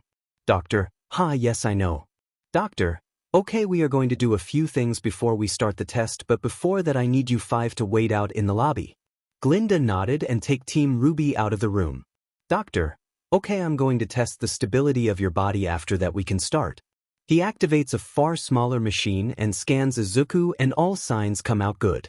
Doctor, okay, everything is clear to start the procedure. Are you ready? Izuku thinks about how if he says no and calls this off, the others won't let him hear the end of it. Yes. The doctor turns on the machine and literally everything that could go wrong went wrong. Izuku jumps at the sudden shock. It felt like Kaminari just blasted him with his quirk. Izuku, god damn, that hurts. The doctor continued and the pain grew more every second. Izuku was no comparing the pain to before he got a quirk back when Bakugo and his sidekicks beat him every day. Izuku, turn it off. Doctor went to turn it off, but an error occurred and caused the machine to malfunction, making it unable to stop. Doctor, HT. The doctor then ran into the hall and went to the mic. Doctor, all available staff head to room 52, we have a code gray. Suddenly 10 other doctors came in to help turn off the machine but failed as the second they tried the machine short-circuited and blew up, sending the doctors away as they had to watch a child in pain. Izuku activates 𝐻𝐵 to free himself, but every second he feels more and more of his energy disappear and more of his mind. Izuku, Shizuku's mind was clouded with memories that weren't even his, and just as fast as they came they went. The door bursts open to reveal Glinda and Team Ruby watching in horror at the hell in front of them. Boom, the machine exploded with Izuku inside. The room was leveled and everybody was hurt in some way, shape or form. Smoke covered the room as the 5 girls were crying that their friend and student just died in front of them. Weiss, and no, please no. Yang, this can't be real. Blake, why him? Glinda, I was supposed to watch them and now they're dead because of me.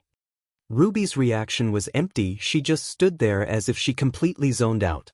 It was as if she died on the inside with him. Her eyes went from silver to gray. The smoke cleared and what was left only made it worse. 𝐒𝐮𝐻𝐽 was standing there as if the explosion never happened, but his face was different. It was not the usual intimidating aura he usually gave. It was far worse. His eyes were gone and instead were replaced with two different color lights, the left being green and the right being red, while his mouth was melting and you could see his rows of teeth through his now melting jaw. Just the eyes, just the mouth. 𝐒𝐮𝐻𝐽 summoned a large knife roughly the size of him and slowly walked towards them, the blade dragging itself across the floor.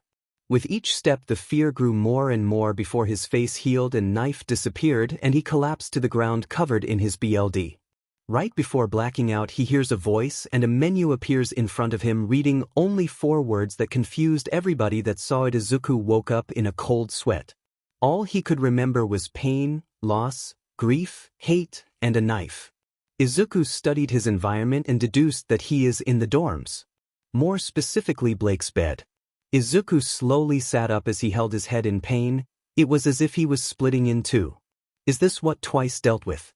Probably not, but it's food for thought. He got up and found that he was in his school uniform, which wouldn't be bad if he was in it when he collapsed. 𝐒𝐮𝐻𝐽, WTF, who changed me? 𝐒𝐮𝐻𝐽 decided to deal with that later as he checked the time and left for school, or in this case lunch. 𝐒𝐮𝐻𝐽 got out of bed and was about to walk to the door but got lightheaded. 𝐒𝐮𝐻𝐽, not again. 𝐒𝐮𝐻𝐽 collapsed right back into Blake's bed and went into his mindscape. Upon arrival there was a new being that was talking with the vestiges. A human boy, clothes and skin white as snow. One eye white, the other red with a scar going through it. With a small white scarf with a black outline and a golden locket. 𝐒𝐮𝐻𝐽. Everybody turns to 𝐒𝐮𝐻𝐽. St vestige, 9 explain. 𝐒𝐮𝐻𝐽, why would I know? You gonna shut up so I can explain? Or are we gonna be here for the end of time? Nana. Yes, please explain who you are and how you got here. Well, the name is 𝐒𝐮𝐻𝐽, but just call me Chara. Chara, and long story short, I'm the cross quirk. Everybody was confused at who the hell Cross is. Nana, who is Cross? Chara turns and points to 𝐒𝐮𝐻𝐽. Chara, that dumbass. 𝐒𝐮𝐻𝐽, kid, my name is 𝐒𝐮𝐻𝐽, not Cross. Chara simply sighed. Chara. Okay, long story short, in your past life you were called Cross, and when you died I stayed with you, but you needed a trigger to actually see and interact with me. They were appalled at this new info. St vestige, wait, so are you a quirk or not? Chara, yes. 𝐒𝐮𝐻𝐽, pff, nice. Chara looked at 𝐒𝐮𝐻𝐽 and gently punched him. Chara, I guess a bit of Cross is still in there after all. But jokes aside, I think me being awoken counts as his semblance, but that's just a guess. 𝐒𝐮𝐻𝐽, okay, so let's get some things straight. What exactly will change now that you're here?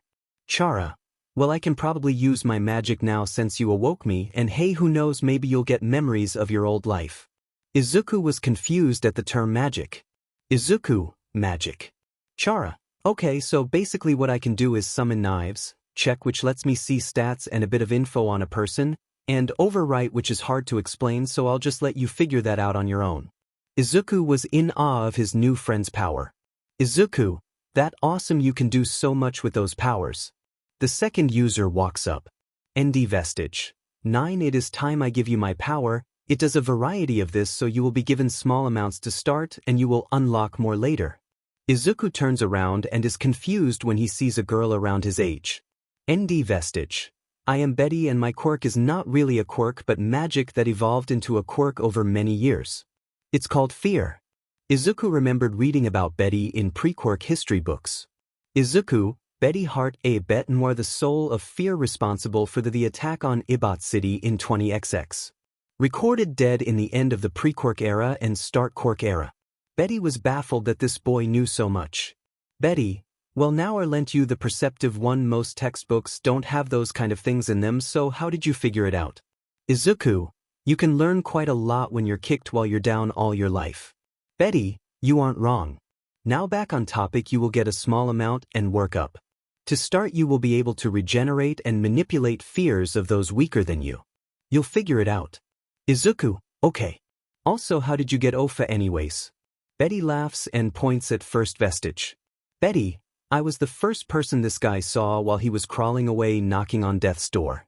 And since doing the whole Great Destroyer shtick got boring after a while, I decided to give being the good guy a shot. Now you should probably wake up cause school is about to start. Izuku was a little surprised. Izuku, was I here the whole damn day? Betty, dip. So you should probably go now. By Izuku shoots awake. Izuku, Jesus Christ, not even a warning. Izuku, WTF is the time. Clock 8:59. Izuku is seen running and crashing through the door at full force as he jumps over everybody and landing perfectly in his seat.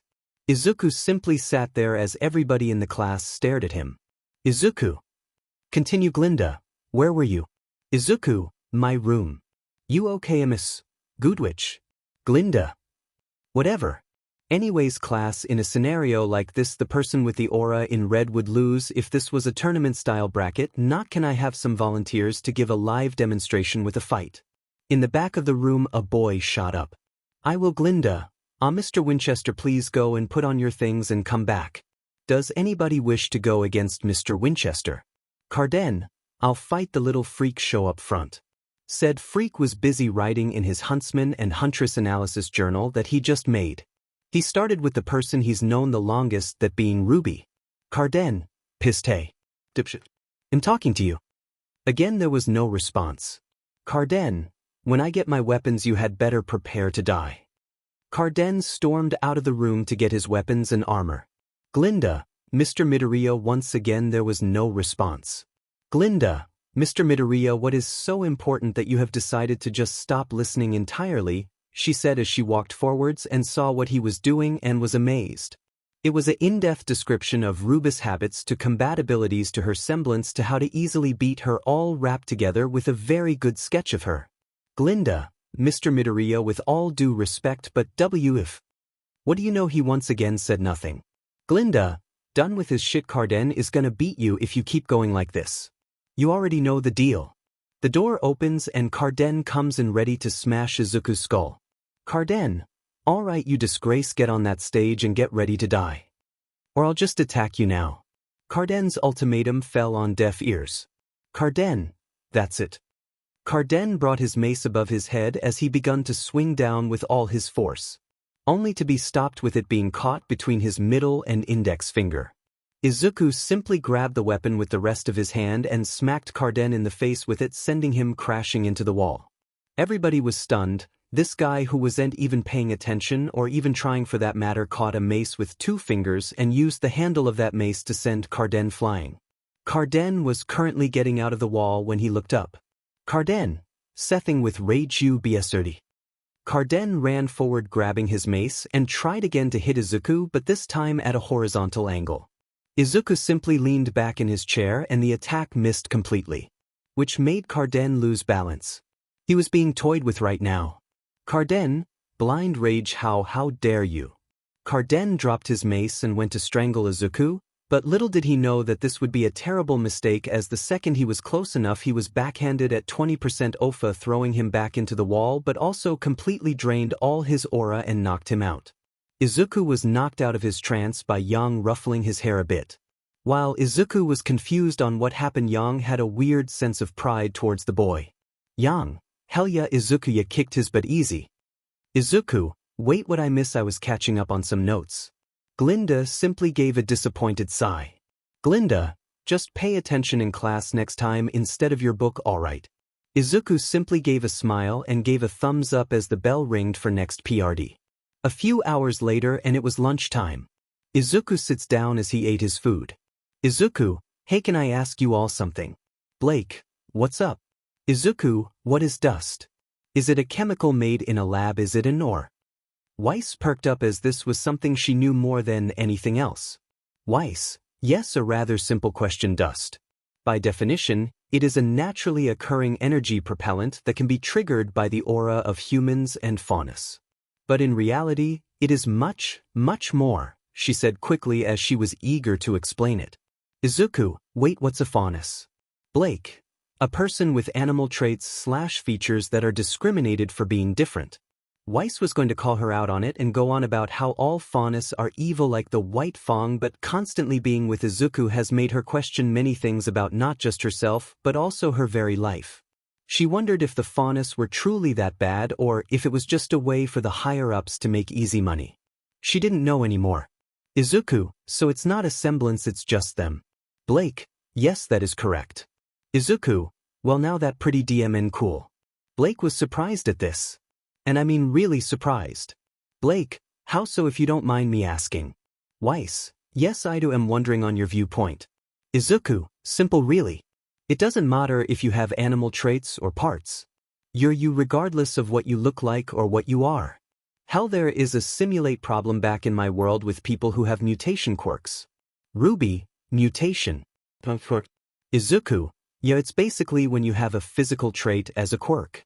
The thoughts in these people are pretty diamond diverse, some are discriminated, others are cared for. But that never held lots of them back from following their dreams. Blake felt both inspired and hopeful at his words that maybe he will be able to tell somebody. Weiss, what about you?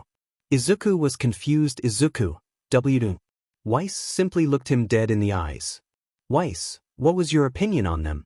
Everybody leaned forward as they eagerly awaited an answer. From the boy, but none more than Blake. 𝐒𝐮𝐻𝐸, I was in the group that didn't discriminate, they couldn't control who they were, so why be attacked for it?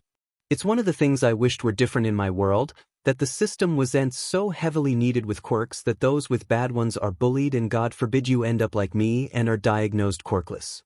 Everybody could feel something coming off of 𝐒𝐮𝐻𝐸, they didn't know what it was, but it scared them a bit. 𝐒𝐮𝐻𝐸, the amount of bullshit you go through just cause you don't have a genetic deformity is infuriating, as those with power, even children, are put above you. It's do dash. OWWE. Suddenly a girl's voice rang out in pain. They group turned to see it's a girl faunus and he ears are being pulled by 𝐶𝐮𝐻𝐸𝐻 and his team. 𝐶𝐮𝐻𝐸𝐻, see I told you they were 𝐶𝐮𝐻𝐸𝐻 was cut off to something nobody expected. Cross is 𝐒𝐮𝐻𝐸𝐻 and fell is 𝐶𝐮𝐻𝐸𝐻 and ignore the tree and snow 𝐒𝐮𝐻𝐸𝐻 disappeared and respected inches in front of 𝐶𝐮𝐻𝐸𝐻's face. 𝐒𝐮𝐻𝐸𝐻, I'm getting sick of your SHT 𝐶𝐮𝐻𝐸𝐻. Try this kind of stuff again and I'll have to kill you. 𝐒𝐮𝐻𝐸𝐻 turned off his quirks and was on his way back until he heard him talk. 𝐶𝐮𝐻𝐸𝐻, why do you stand up for those animals? They're nothing more than freak shows, that's all they'll ever be. Everybody was scared, none knew what to do, but one thing was for sure. 𝐶𝐮𝐻𝐸𝐻 was fed. 𝐶𝐮𝐻𝐸𝐻, he was now sobbing in fear. So much that he passed out. 𝐒𝐮𝐻𝐸𝐻 simply turned off his quirk/magic/semblance, turned and walked towards the hurt bunny faunus who was rubbing her ears, looking at the ground, trying not to cry.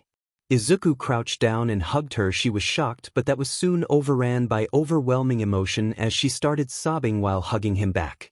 She tried hard to stop but just couldn't. Unfortunately, 𝐶𝐮𝐻𝐸𝐻's teammates are about as dumb as he is and decided to cause 𝐮𝐻TRDL, UBSTRD. How dare you attack our Leah? Ardell immediately shut up, as they liked living, although 𝐒𝐮𝐻𝐸𝐻 would not be forgetting this anytime soon. He planned to make their lives a living hell now. But before that he used 𝐸𝐻 to flick RDL away into the wall. They got out and took this as their chance to run.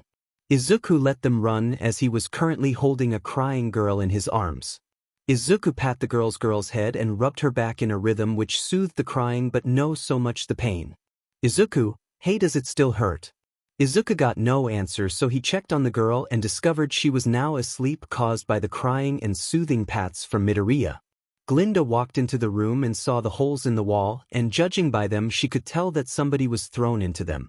She then saw 𝐒𝐮𝐻𝐸𝐻 holding a rabbit faunus and all the paces came together as she just sighed and used her semblance to pick 𝐒𝐻𝐸𝐻 and the rabbit girl before turning and going to 𝐒𝐻 office. Ruby, wait prof. Good, which he didn't even do any. She was cut off by the door to the cafeteria shutting. Ruby, thing wrong. Ruby was scared that her friend was gonna get expelled for nothing. Blake, we should go after them. Team Ruby and 𝐿𝐻 agreed and made their way to the place they would most likely be, 𝐒𝐻 office. They get there and simply eavesdrop from the other side of the door. In 𝐒𝐻 office, 𝐻𝐻, Mr. Midoriya, can you please explain why you're holding a sleeping student, and why you, and pardon my language, kicked the absolute SHT out of Team 𝐶𝐻? 𝐒𝐮𝐻𝐸𝐻 simply stared at 𝐻𝐻. 𝐒𝐮𝐻𝐸𝐻, you want the answer that you want to hear or the actual answer? 𝐮𝐮𝐻, say the truth please 𝐒𝐮𝐻𝐻. Okay, I was eating at lunch and they were hurting the girl in my arms, and since I hate people like 𝐻𝐮𝐱𝐡, I kicked their butts, and if they ever do something like that again I don't care who or what it is if they do that CRP again. Well, 𝐒𝐮𝐻's eyes went missing as he stared at 𝐮𝐮𝐻. 𝐻𝐮𝐻𝐿𝐵𝐻𝐸𝐿BEJUDGMENT. 𝐮𝐻 was taken back by this. 𝐻 simply calmed himself as best he could, which wasn't much. As 𝐒𝐮𝐻's eyes came back, 𝐻, Mr. Midoriya, please refrain from attacking student. 𝐒𝐮𝐻, as long as they don't cause problems, I won't have to be the solution. You said it on the first day that I would be a teacher, and as a teacher I have to look after the student and discipline those who are bad. 𝐒𝐮𝐻 grew a cheeky grin as he winked at 𝐻. 𝐒𝐮𝐻, so I actually haven't done anything wrong. 𝐻 simply stood there as he thought on what 𝐒𝐮𝐻 said and realized something very, very important. He was right. 𝐻, DMN it, you're right. DMN me and my DMN mouth. You cheeky little SHT, using my own words against me. You clever little F. 𝐒𝐮𝐻. 𝐒𝐮𝐻 was shushing 𝐻 cause the little rabbit in his lap was starting to wake up. Rabbit girl. Her eyes slowly opened as she sat up, not noticing she was on 𝐒𝐮𝐻's lap. Rabbit girl. Professor 𝐻. How did I get here? 𝐻, you were being bullied and Mr. Midoriya got mad, so he punted them across the lunchroom. Rabbit girl. Midoriya. 𝐒𝐮𝐻, that would be me.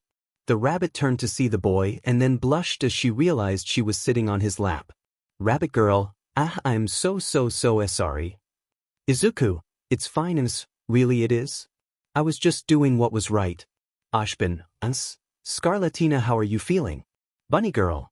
I'm doing okay, just a little sore and have a headache. 𝐻 nodded with understanding. 𝐻, I see. Well, the door is kicked off its hinges as a girl with sunglasses walks in.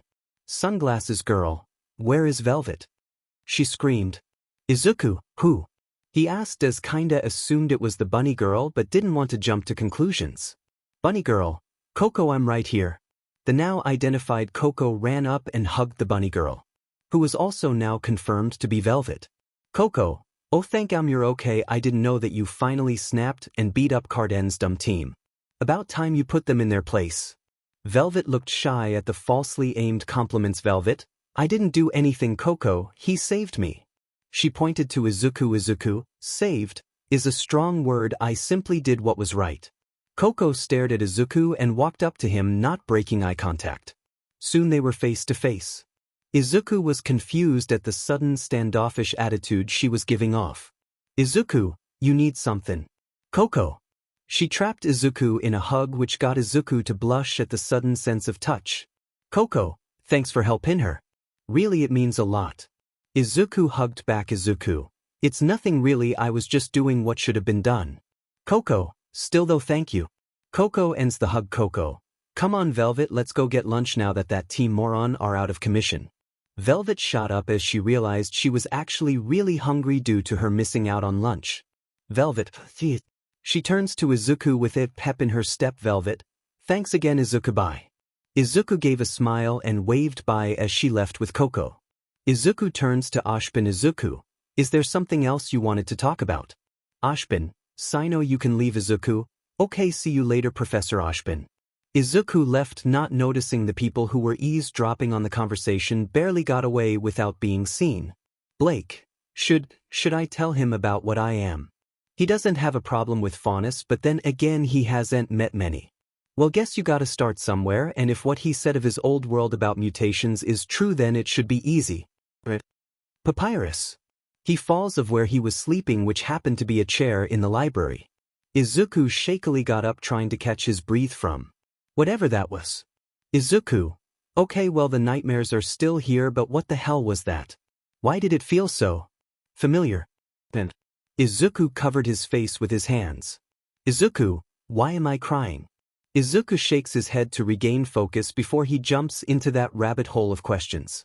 𝐒𝐮𝐻, probably just a different nightmare than usual, nothing to think about. 𝐒𝐮𝐻 cheeks his scroll that 𝐻 gave him.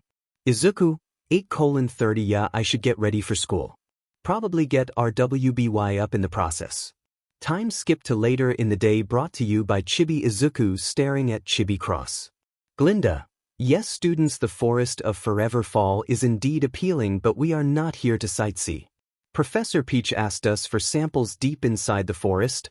I am here to make sure none of you die. That hurt Izuku, but for some reason more than usual. But, Glinda, now you all will collect the sap from the trees. Now go and have fun. The students disperse quickly to get the sap. Everyone was gathering sap, although Midoriya was slower than the rest. Izuku, why am I getting a really bad case of deja vu? I shouldn't even know this place. Suddenly the light of the world fades and the world black and white. The once crimson trees, not the cleanest white you have ever seen. Izuku walks forward, assuming this is due to lack of something. He walks deeper into the forest until he finds a hill with one singular tree atop.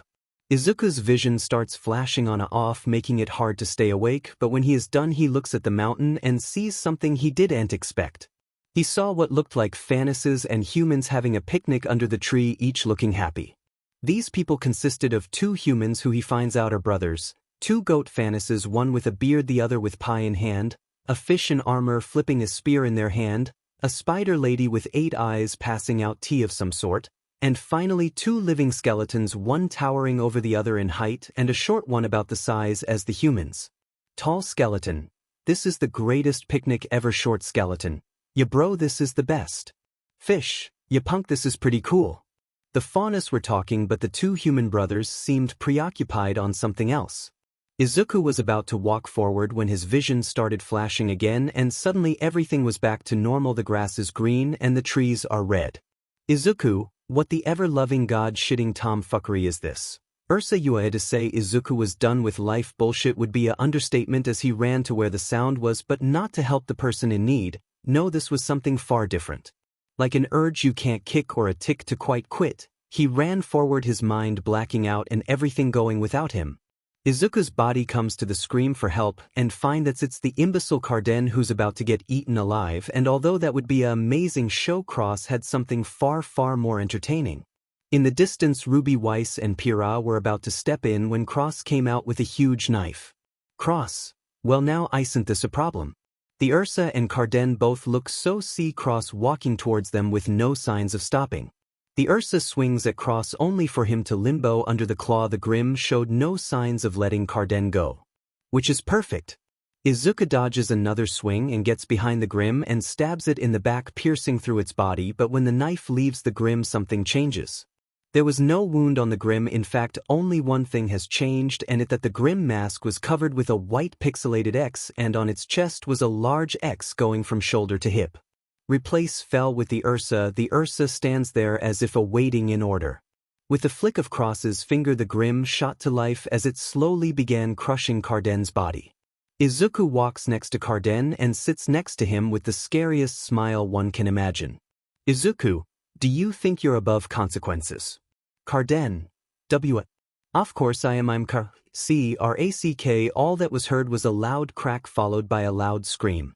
The 𝐒𝐮𝐻 put more pressure down to break a few ribs. 𝐻𝐻𝐻, you monster, you're a monster. He screamed in between tears of pain. Izuku, thank you, I'd rather be a monster instead, if a filthy human like you. 𝐶RACK. Another ear-piercing scream rang through the forest. 𝐻𝐻𝐻, please stop. Izuku simply stared at 𝐻𝐻𝐻, unblinking. Izuku, 𝐻𝐻𝐻 Winchester ATK, 10 def, 11 LV, for a racist wannabe huntsman that can't even save themselves. So how many did you kill? 𝐻𝐻𝐻 is blinded in fear. Izuku, how many people have you killed? 𝐻𝐻𝐻, I didn't kill any humans, I swear. Izuku, what about faunas? 𝐻𝐻𝐻, who cares, they're nothing more than anim. R.I.P. 𝐻𝐻𝐻 fell silent as he slowly looked over to where he heard the noise and noticed something bad. The 𝐒𝐮𝐻 just ate his right arm. 𝐻𝐻𝐻,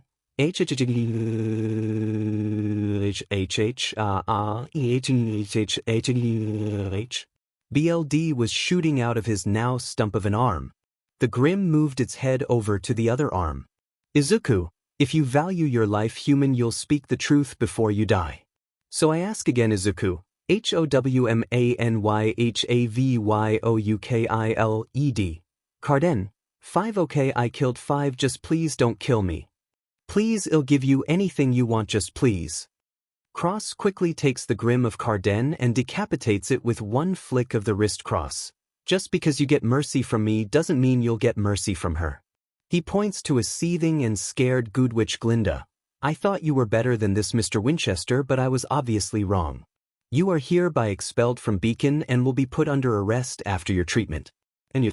She points at Izuku. What the hell did you do? Cross. I simply gave justice to those he killed, nothing more, nothing less. You of all people as a huntress should know that, Professor 𝐒𝐮𝐦𝐦𝐚𝐫𝐭. Izuku's eyes start flashing between their current color and his usual green as he starts vomiting BLD the same color as the trees. BLD soon starts seeping out his eyes and ears.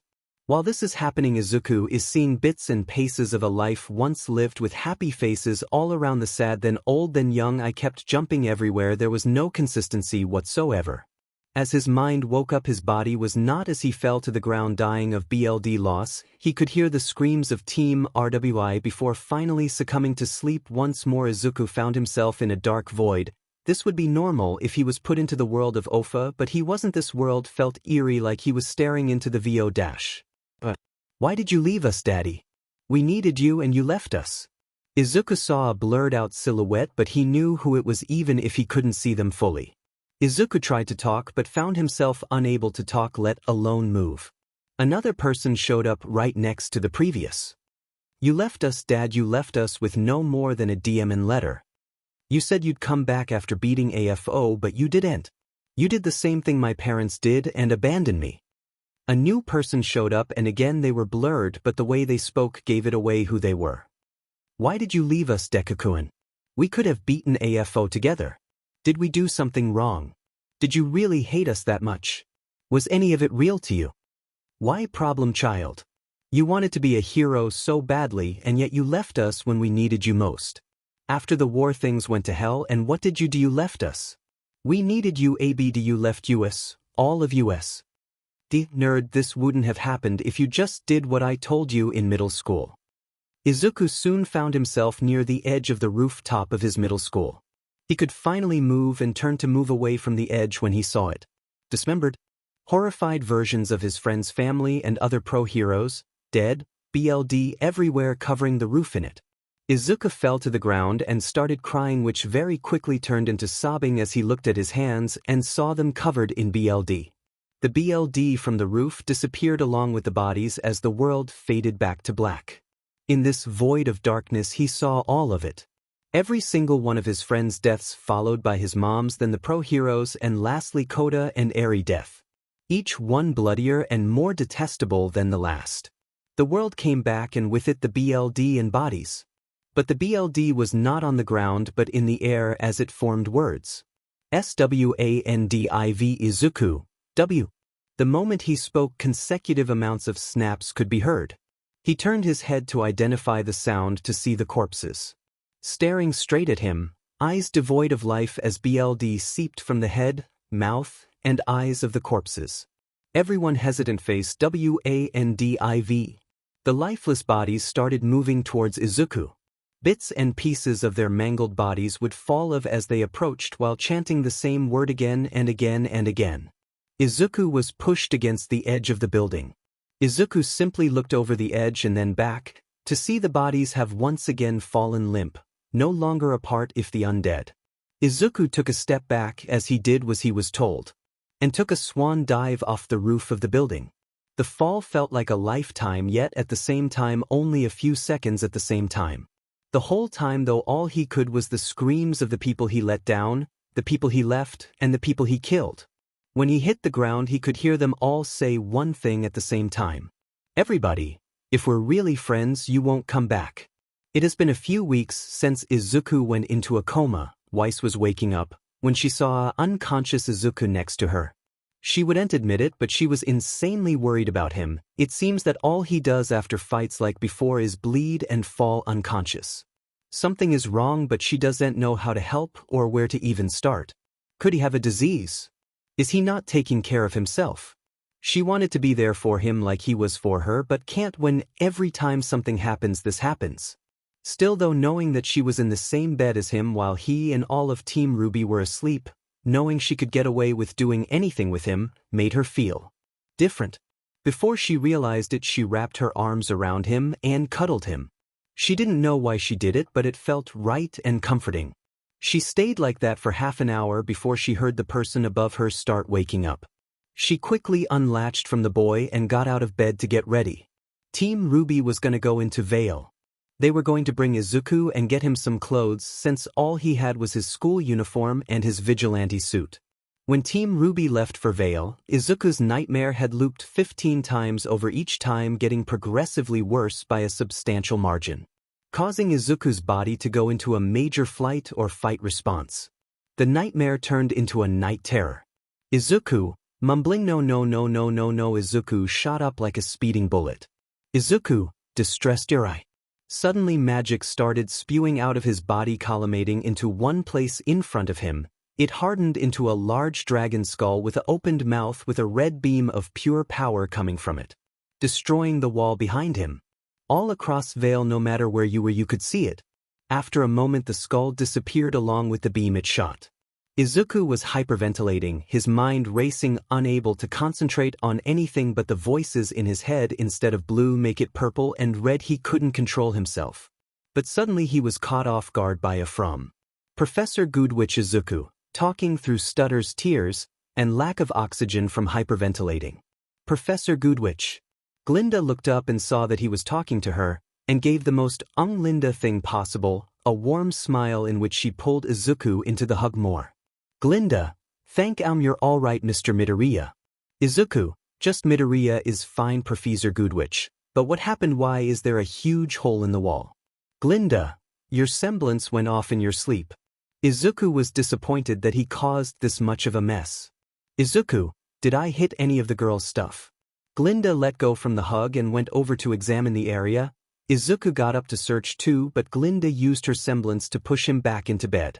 Glinda, stay down, you look exhausted, you should rest.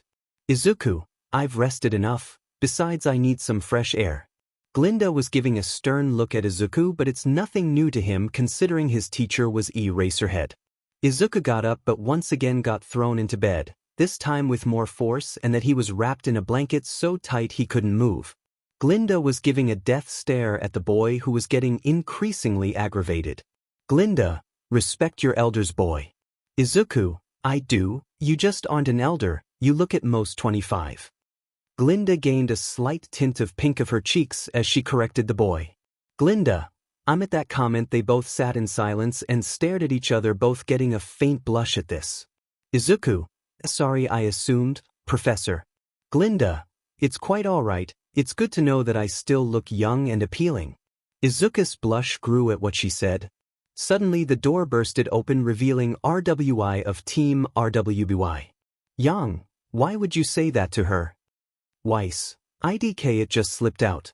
Ruby, well, we need to find and there's a big hole in our wall. WI. They turn, and undead they see Glinda by the hole and Izuku wrapped in several blankets, as if he were a child trying to sneak past his parents to get some candy in the late hours on night. Izuku. Glinda. RWI. Izuku. Your next will be, what the hell happened to our room? RWI, what the heck happened to our room? They realized what just happened and promptly shut up. Izuku, now I know what you're thinking, and the answer may surprise you. They all sat in silence for a few seconds. RWI, the answer is Izuku. Professor, what did I do? Glinda, you activated your semblance in your sleep, and when I came in you were freaking out. Izuku sat in silence for a second. Izuku, how much do I need to make up? Glinda, it 8 bars. You really only hit the window and wall, so be glad that nobody's personal belongings got damaged, she said as she started using her semblance to fix the wall. Izuku, I see.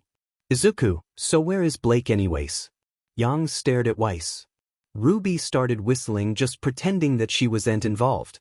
Weiss hung her head in shame. Weiss, I may or may not have pulled a Bakugo. Again. Izuku, oh god damn it. What happened this time? He said with a hint of not anger but disappointment that they picked up. Ruby, well, we were in Vale to spy on Weiss. Welcome. Ruby, welcome the people coming to Vale for the Vital Festival, when we passed a robbed dust store. Yang, The store was robbed by the 𝐻𝐻𝐿, which is a group of faunists that fight for equal rights but have turned into a terrorist group upon new leadership. So when we passed it, 𝐻𝐻 started calling out the 𝐻𝐻𝐿 and how they along with all faunists deserve to just die. Little did we know Blake was a faunist and an ex-member of the 𝐻𝐻𝐿, so after a few hours of fighting, Blake outed herself by mistake and she ran away. 𝐻𝐻. We looked the rest of the day but never found her. 𝐒𝐮𝐩𝐻𝐻 sat there processing the info he was given, but only a few questions came to mind. 𝐒𝐮𝐻𝐻, 1. You guys didn't know she was a faunist. 𝐴𝐻𝐿, wait, you knew. 𝐒𝐮𝐻𝐻, since I found out what a faunist was actually. And 2. Why did you say those things, 𝐻𝐻? 𝐻𝐻 blushed from embarrassment. 𝐻𝐻, can I tell you in private? 𝐒𝐮𝐻𝐻, if it helps, that's sure. Can you all leave? Yang, not till we get an answer. 𝐒𝐮𝐻𝐻, that wasn't a request, Yang Xiaolong. Yang felt a bone-chilling feeling crawling on her back. Yang, fine, but we expect an answer in the future. 𝐻𝐻 simply nodded, and with it Yang, Ruby, and Glinda left. 𝐒𝐮𝐻𝐻, okay, they're gone. So why did you say all that? 𝐻𝐻 didn't know how to say it without sounding pathetic and weak in the process. 𝐻𝐻, I just. 𝐻𝐻 went silent as she was in thought. 𝐒𝐮𝐻𝐻, you just what, 𝐻𝐻? 𝐻𝐻 said nothing. 𝐒𝐮𝐻𝐻, do you think it'd be better if you just wrote it down for me? 𝐻𝐻 was still silent but gave a slight nod as she went to her desk and started writing in paper. After a few minutes she walked back to 𝐒𝐮𝐻𝐻 and gave him the paper. 𝐒𝐮𝐻𝐻 read the paper as it said, ever since I met you I've been questioning everything in my life, and the more I look the more I see how bad of a person I am. I just wanted to feel like I was right about something and that I wasn't completely lied to my whole life. I've lost so many people because of the 𝐻𝐻𝐿, and more I see the more I realized I'm part of the reason they're terrorists now. 𝐒𝐮𝐻𝐻 puts the paper to the side and sees 𝐻𝐻 looking at the ground with a few tears falling from her face. He wipes the tears from her eyes and brings her into a hug, which she quickly hugs back with her head in the crevice of his neck. 𝐒𝐮𝐻𝐻, you aren't the bad guy if this story, 𝐻𝐻. You were conditioned that way by your family. This isn't on you, 𝐻𝐻. It's cause of your upbringing that it happened, and the fact you realized it's wrong and want to change proves that you are a good person. You've recognized you're wrong and want to be a better person, not for you but for the people around you. I'm so proud of you, 𝐻𝐻. Never forget that.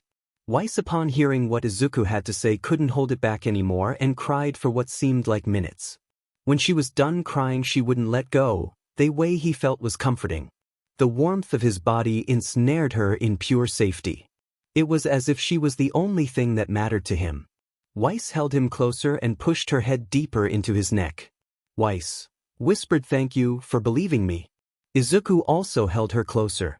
As a memory came to his head of a big skeleton dressed in white. Skeleton, I believe everybody can be a better person even if they don't think so, all they have to do is try. 𝐒𝐮𝐻𝐻 rubs the back of her head. 𝐒𝐮𝐻𝐻, don't worry about it. Although you should probably go get some sleep, you must be exhausted from today. 𝐻𝐻, I guess I am. She lets go of 𝐒𝐮𝐻𝐻 and laid down as she near instantly fell asleep. 𝐒𝐮𝐻𝐻 tucked her in and left the room so that Ruby and Yang could come back in. What he didn't expect was for Ruby and Yang to be on the floor hugging each other, crying comically large tears. 𝐒𝐮𝐻𝐻 just sighs as he walks to the sisters and rubs their hair to get their attention. 𝐒𝐮𝐻𝐻, girls, as fun as this was, it's getting late so you should head to bed. Ruby, what about you? 𝐒𝐮𝐻𝐻, I think I've done enough sleeping, thank you very much. Yang, fair enough, good night then. Ruby, good night 𝐒𝐻𝐻. 𝐒𝐻𝐻, tight. They walk into their room and close the door. 𝐒𝐻𝐻 walked outside and took a deep breath. 𝐒𝐻𝐻, Chara behind 𝐒𝐻𝐻, Chara's ghost showed. He was slightly transparent. Chara, sup cross, what ya need? 𝐒𝐻𝐻, how do I use my magic? Chara, haven't you already used it? 𝐒𝐻𝐻, not really. It felt like my body was doing it on its own without me even knowing. This leads to me fainting after every use. I also need to learn the other quirks of 𝐻𝐻 cause I think I'm ready for them all now. Chara, yeah, the past users were talking about giving you their powers. I think one was smokescreen and the other was theve gene, which stores energy over time and releases it in bursts. For smokescreen, all you gotta do is think of hiding from someone or something and the smoke will come out of your body. You can't see through the smoke though, so it's a double-edged sword. 𝐒𝐮𝐦𝐻𝐩𝐸 just chuckled. 𝐒𝐮𝐻𝐻𝐸, what part of this quirk isn't a double-edged sword? 𝐶𝐮𝐻𝐻𝐸 basically, but 𝐻𝐻𝐸𝐻𝐸 is a bit more complicated, so I'll let that wielded explain it later, and I'm not even gonna try and explain Betty's quirk. 𝐒𝐮𝐻𝐸, sounds good, so before you tell me how to use my magic, let's see if I can use smokescreen. 𝐒𝐮𝐻𝐸 closed his eyes and thought about when he was hiding from someone. The first thought that came to his head was when he was hiding from Bakugo to avoid getting beat to hell and back. Suddenly, a large burst of smoke came out of his body, starting as foggy but quickly turned into smoke. It was too thick that neither could see in front of them. 𝐒𝐮𝐻𝐸 activated 𝐻𝐻𝐸 at a very low %, clapped his hands as the smoke dispersed around him as it went up into the sky. 𝐒𝐮𝐻𝐸 had stars in his eyes as he grabbed his notebook from nowhere, which the Vestiges and Chara were still trying to figure out as he wrote down his new quirk. 𝐒𝐮𝐻𝐸, I'm going to have so much fun with that, the possible combinations are extraordinary. Okay, time for some magic. Chara, okay, let's do this. Meanwhile, inside, Ashbin is walking through the halls of the school with Glinda looking for 𝐒𝐮𝐻𝐸. When they pass by a window they see smoke, so they go out to put out what they think is a fire. They got to the doorway when they saw Midoriya at the center, push away all the smoke.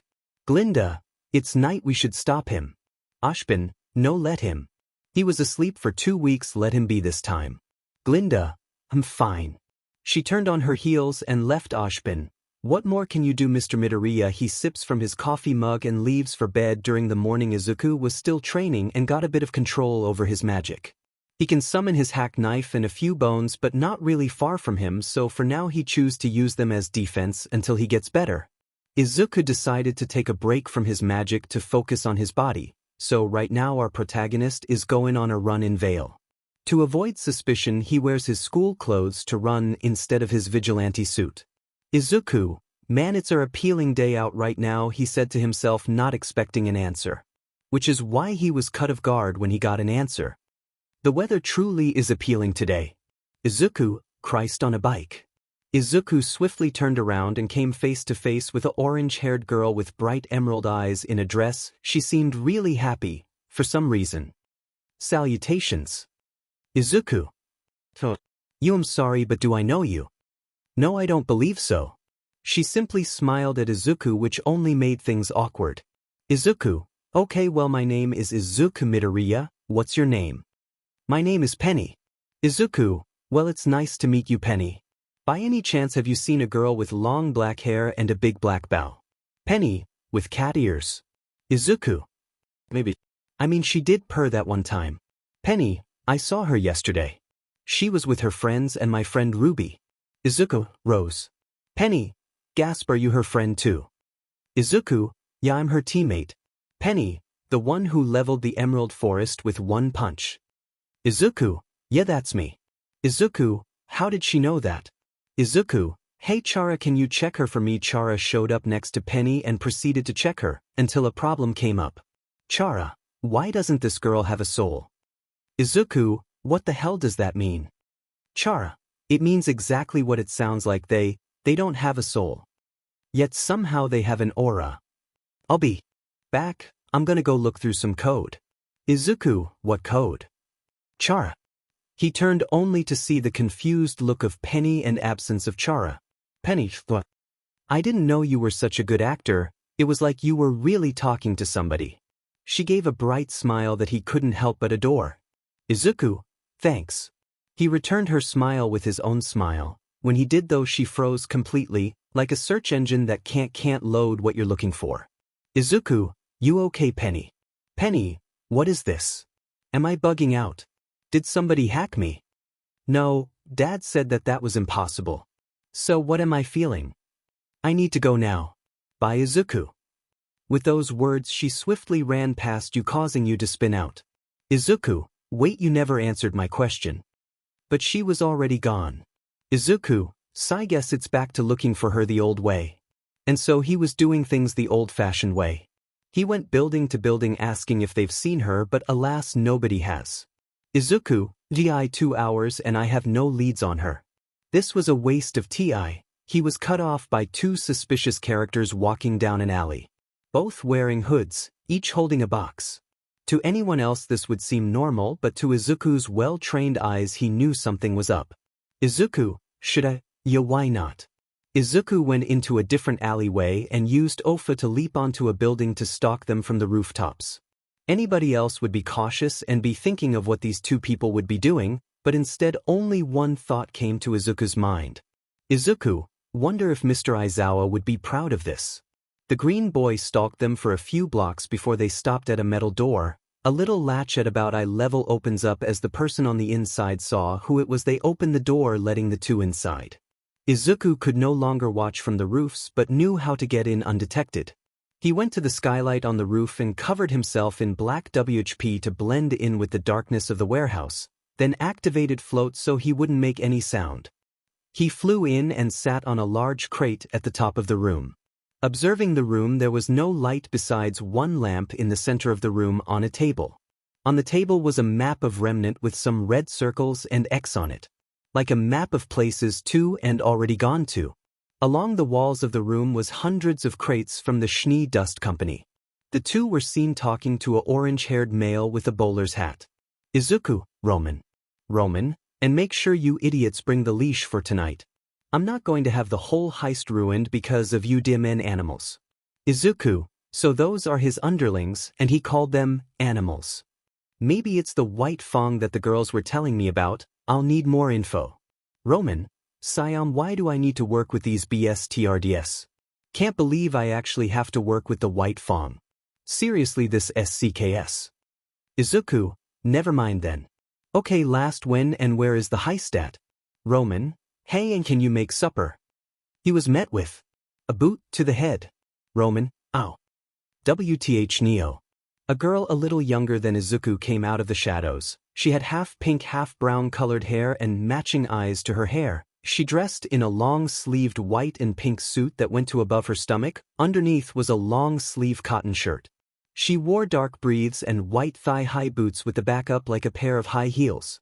In her right hand was a little pink parasol. Izuku, not gonna lie, she looks badass. She sticks her tongue at Roman and gives a silent giggle. She nods her head and leaves with Roman following behind. Izuku.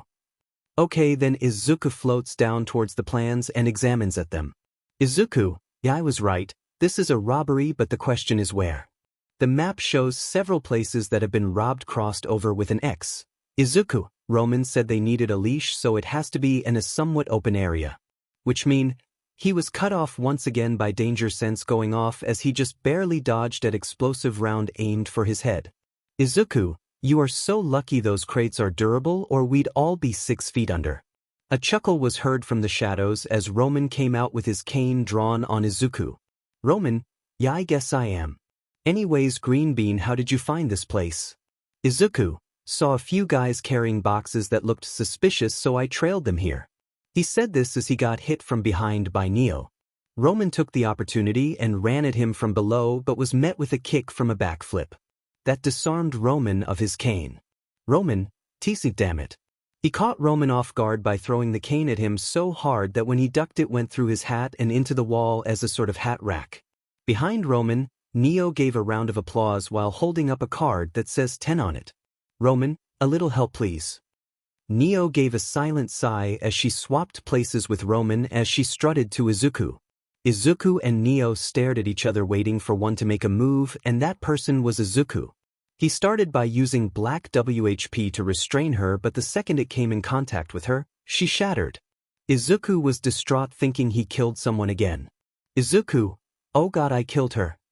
Izuku was brought out of this mindset when he felt arms slither around his waist and a head resting on his shoulder. He went stiff as he had literally no idea what to do in this scenario. His cheeks were getting red. Izuku, what? Izuku knew it was now, but what he didn't know was how she got to his height. He then noticed she was standing on a little wooden box. Izuku, are you okay? He was cut off by Neo attempting to suplex him, which in Neo's defense, almost worked, but he saved himself last second by using black WHP as leverage to bring himself upright. Izuku, alright, I'll give you that one, well played. Izuku walked up to Neo as she gave him a SHT eating grin, which Izuku returned in kind.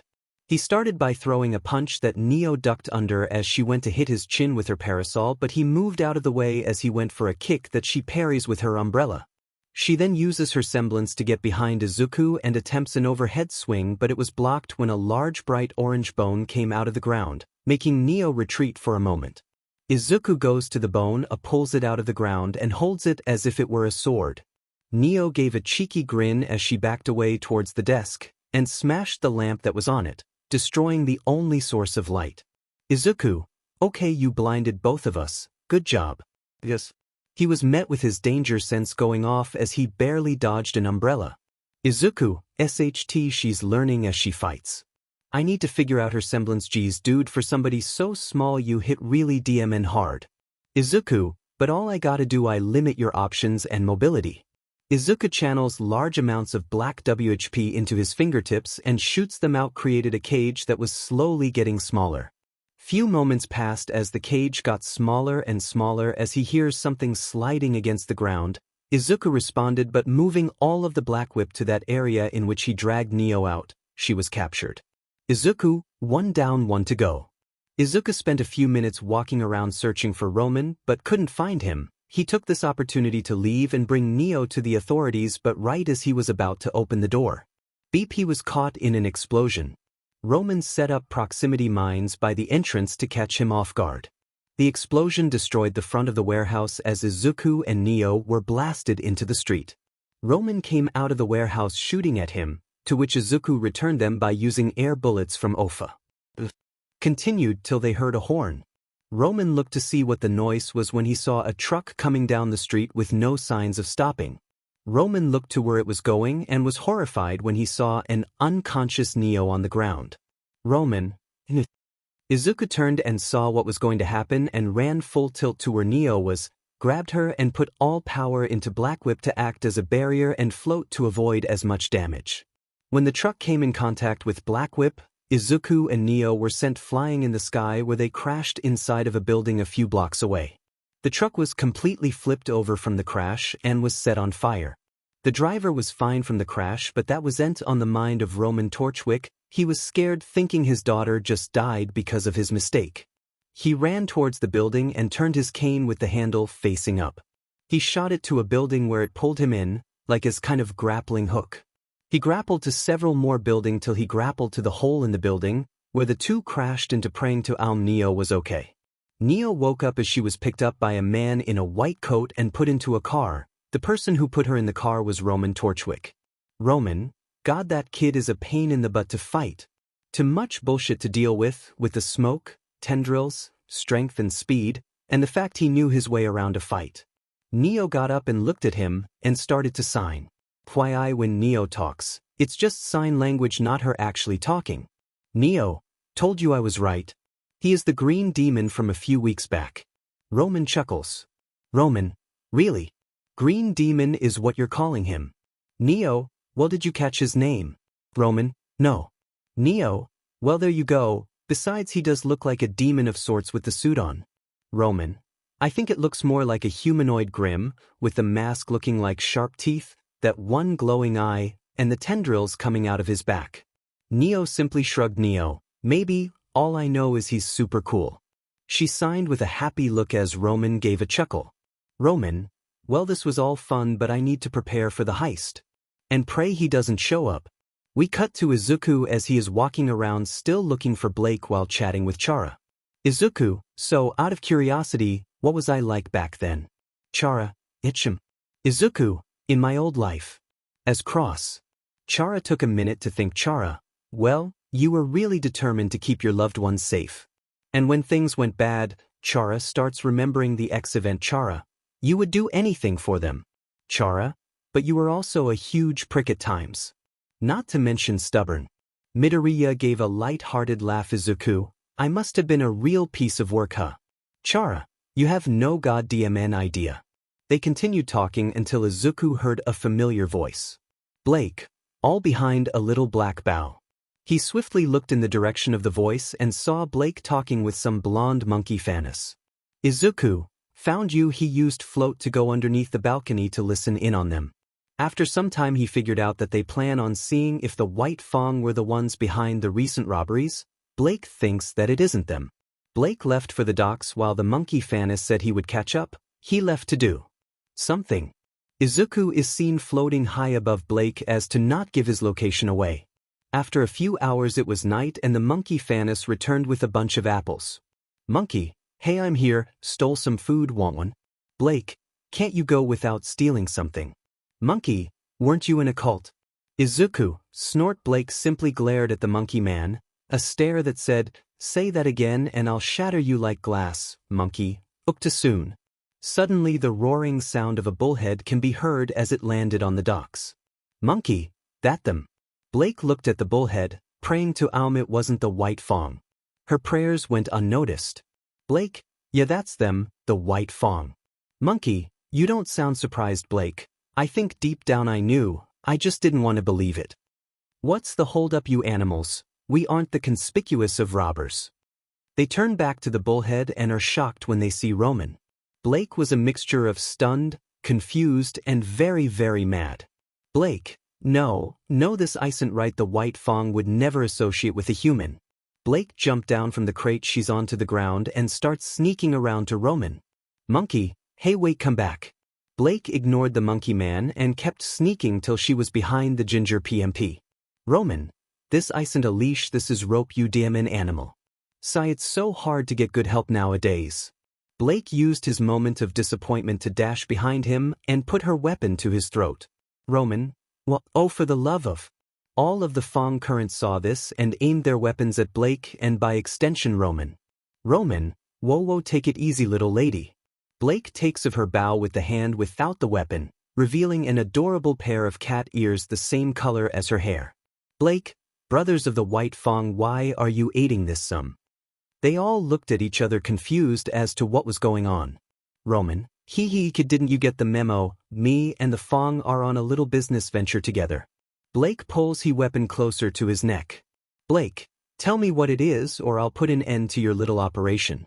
Suddenly the roaring of bullheads can be heard from above them, and when they look up they see 4 bullheads in the sky. Roman, I wouldn't exactly call it a little operation. Roman aims his cane at the ground underneath him and Blake, and right before he fires, an explosion is heard on the other side of the docks. Fire rising, smoke growing, the screams of Fang members were heard accompanied by gunshots before complete silence was heard. The smoke kept growing as if it were moving towards them. Soon the smoke grew so large and thick they could barely see in front of them, but then they saw it, the thing that constantly gives Roman nightmare since the robbery at dusk till dawn. A single green eye.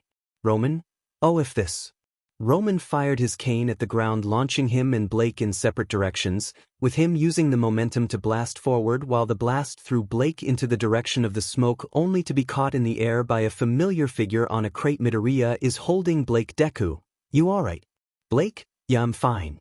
Deku, good. He jumps down from the crate and puts Blake on her feet. She immediately tries to hide her ears from the green-haired boy but was stopped when Izuku spoke. Deku, don't bother, I already saw them. Blake, oh, she said with sadness and pain, most likely thinking that he'll think she's a freak. Deku heard it and spoke in a neutral tone. Deku, we'll talk later. For now we gotta deal with these guys. Blake, right? She said with a bit of vigor and determination as she got her weapon ready for a fight.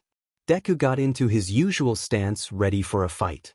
They both charged forwards with Blake focusing on Roman while he focused on the remaining White Fang. Deku activates Ofa and attacks the group with his shoot style, sending a wave of compressed air at them, throwing them into the crates. They come out and unleash a wave of bullets. He summons his hack knife and uses it as a shield. As he does, he uses Fajin to dash at breathtaking speed towards the attackers, swiftly grabbing one by the arm and throwing them into the rest, but before they could land, Deku used Ofa's speed to dash in front of them and flicked a finger that was channeling Ofa, sending them flying into the wall where they stayed unconscious. Deku turned and saw Blake fighting with the monkey against Roman. Suddenly danger sense went off and he looked up and saw a person with a mace about to hit them from above. He threw his knife with enough force to knock man off target but not enough to cause serious damage. The man went crashing into the ground, before clenching his hand in rage and standing up. Now Deku could get a full view of the Badhat's face. You took everything from me. Deku, you did that yourself, 𝐻𝐻𝐻𝐿. I gave you a warning and you didn't listen. 𝐻𝐻𝐻𝐿, warning. Warning. You made a grim eat my thing arm. And for what? 'Cause I killed some filthy animals. You filthy freak lover. You tried to kill me and you failed miserably. Deku, how did a loud mouth like you get out of jail? No way you of all people snuck out. 𝐻𝐻𝐻𝐿, 'cause I never went. The cops nor anyone care what we do to those freaks, so they let me go without even a warning. Deku, then why work with White Fang? 𝐻𝐻𝐻𝐿, 'cause now I finally get to put these filthy animals in their place and get to do what I please, get to show them that they're nothing but suspendable, worthless maggots underneath human feet. Deku, sigh, you really are disappointing. I thought you would learn by now that race doesn't make one better. Now one last test to see if you're redeemable or not. Chara checked 𝐻𝐻𝐻𝐿 Winchester ATK, 14 def, 17 LV, 7 thinks he has nothing left to lose. 𝐒𝐮𝐩𝐩𝐽𝐻𝐿 Deku, how many more died because of you? 𝐻𝐻𝐻𝐿, why does it matter? In the blink of an eye Deku vanished, causing 𝐻𝐻𝐻𝐿 to get into a fighting position. After a while of waiting he was getting scared and didn't know why. Little did he know, he wasn't even fighting him anymore as he was over by his classmates. When Deku got there he saw a familiar face. Penny, she was using swords with wires to pull a whole bullhead towards her. Deku flew at the bullhead with hack knife in hand, he cut the right engine off its wing. Penny used this opportunity to throw the bullhead into another bullhead, causing both to come crashing down. Deku was about to go after 𝐻𝐻𝐻𝐿 when Roman shot a crane wire above Deku, which dropped a shipping crate on him. This didn't go unnoticed by Blake. Blake, Izuku. Deku caught the crate, the force of which pushed him onto his knees. Increasing the power of Ofa, he got to his fear and threw the crate at 𝐻𝐻𝐻𝐿, who was on the other side of the docks, still on guard. The crate shattered his aura upon impact. Deku, you're really starting to get annoying at this point, you know that right? Roman responded by shooting at him, but Blake slashed it out of the air. Roman was effectively surrounded, and were about to go and grab him when a loud screech was heard. They turned to see more trucks of White Fang soldiers, followed by a bullhead from above. Deku, really? There's more of them? Blake, guess so, let's deal with them quick. Deku nodded as they ran at the enemies as Blake used a shadow clone to disorient and catch them by surprise, while Deku used a mix of Fajin and Ofa to knock them out. When they were done they turned to see that Roman had gotten away on the bullhead. Deku, goddammit. Finally, with a moment of peace and quiet, they finally catch a breath and sit down. The monkey man found us and came over. Monkey, Blake, are you what the hell are you? Deku, who not what, and the name's Izuku. Monkey, name's Sunday. The 4+ Ruby talked until they saw 2 familiar faces. Weiss and Yang saw them and came over, Weiss looking more agitated while Yang looked concerned. Ruby saw Weiss and immediately tried to defuse the situation. Ruby, look Weiss, it's not what you think you see, she doesn't actually wear a bow and has kitty ears that are actually kinda cute. But it fell on deaf ears as she walked past the girl and looked Blake straight in the eyes. Deku was ready to stop them if things got ugly between them. The silence was stopped with Blake speaking first. Blake, Weiss, I want you to know that I'm no longer associated with the White Fang, back when I was with Weiss. Stop. Do you have any idea how long we've went searching for you? Blake. Weiss, 12 hours, which means I've had 12 hours to think about this, and in that 12 hours I've decided. The pause for tension scared RBY and Sun as they looked at each other while Deku started. Black WH, Weiss, I don't care. Blake, you don't care. Weiss, you said you weren't a part of them anymore, right? She said as more of a statement than as a question. Blake, no, I haven't been since I was Yoon. Weiss, boo boo boo boo, I don't want to hear it. All I want to hear is that the next time something this big comes up, you come to your teammates and not some. She then turned to Sun, then back to Blake. Weiss, someone else. A tear rolls down Blake's face as she wipes it away. Blake, of course. After another moment of silence that this time was interrupted by Ruby. Ruby, your team RWBY is back together. Weiss point at Sun. Weiss, I'm still not sure how I feel about you. Ruby, wait, where's Penny and Izuku? Izuku is currently walking with Penny in an alleyway a little bit away from them. Penny, You wanted to ask me something, friend 𝐒𝐮𝐻𝐻𝐿? She exclaimed in a cheery tone.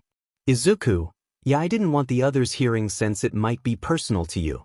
Penny, well, I can assure you that as your friend I won't lie to you. So ask 𝐒𝐮𝐻𝐻𝐿, you're an android, aren't ya? That was the one, the only question she was not ready for. Her happy look changed to surprise, then to terrified that somebody knew. She had to try to lie out of this. Penny, WhatIf, of course not I'm not android 𝐒𝐮𝐻𝐻𝐸 now. She started glitching a bit and in doing so fell but was caught by Deku. Deku, I'm not asking for any personal gain, Penny, I was just confirming a suspicion I had, that all. You don't need to freak out. Penny, please don't tell anyone. I'm not ready. Why? Deku, I won't tell, I promise. Penny, thank you, she said softly as she got into a car that was waiting for her and drove off. Deku returned to the docks only to see that 𝑟WBY had left. Good, he didn't want them to see what would happen next. He moves to the crate he threw earlier to see a weak 𝐻𝐻𝐿 limping away using his mace as a balance to prop him up. Deku kicked the mace from underneath him and he face-planted the floor.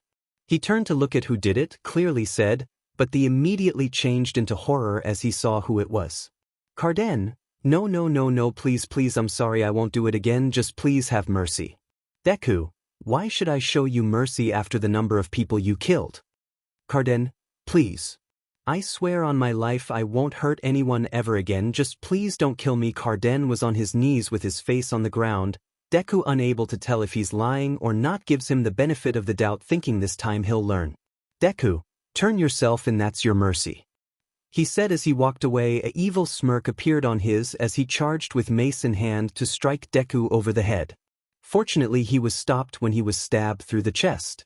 But not by Deku. The body falls over lifeless as a small yellow heart floats out of the body and starts cracking.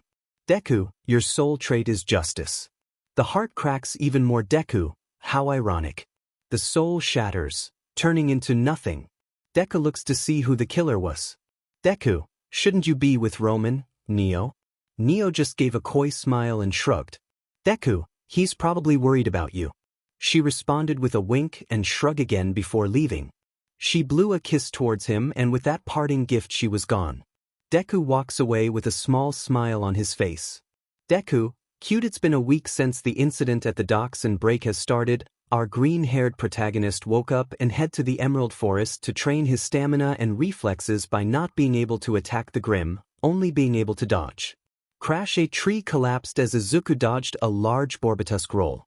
On the cliff is his spotters, which consisted of Coco, Velvet, Yang, Pyrrha, and Blake, who were soon found by a witch. Good witch. Children, can you explain why you're all staring at the forest like it's going to explode? Pyrrha, I came out about an hour ago when I heard noises coming from the forest. When I got out here, Blake and Velvet were already here, and apparently something is down there antagonizing the Grim. Caw, they look to the sound of the sudden noise and see a flock of tiny Nevermore coming to the forest at a faster than usual speed. Coco, oh, they look said. She said with amusement as the flock send rain of feathers at the forest. Yang, yup, definitely said. She also said with amusement at the situation.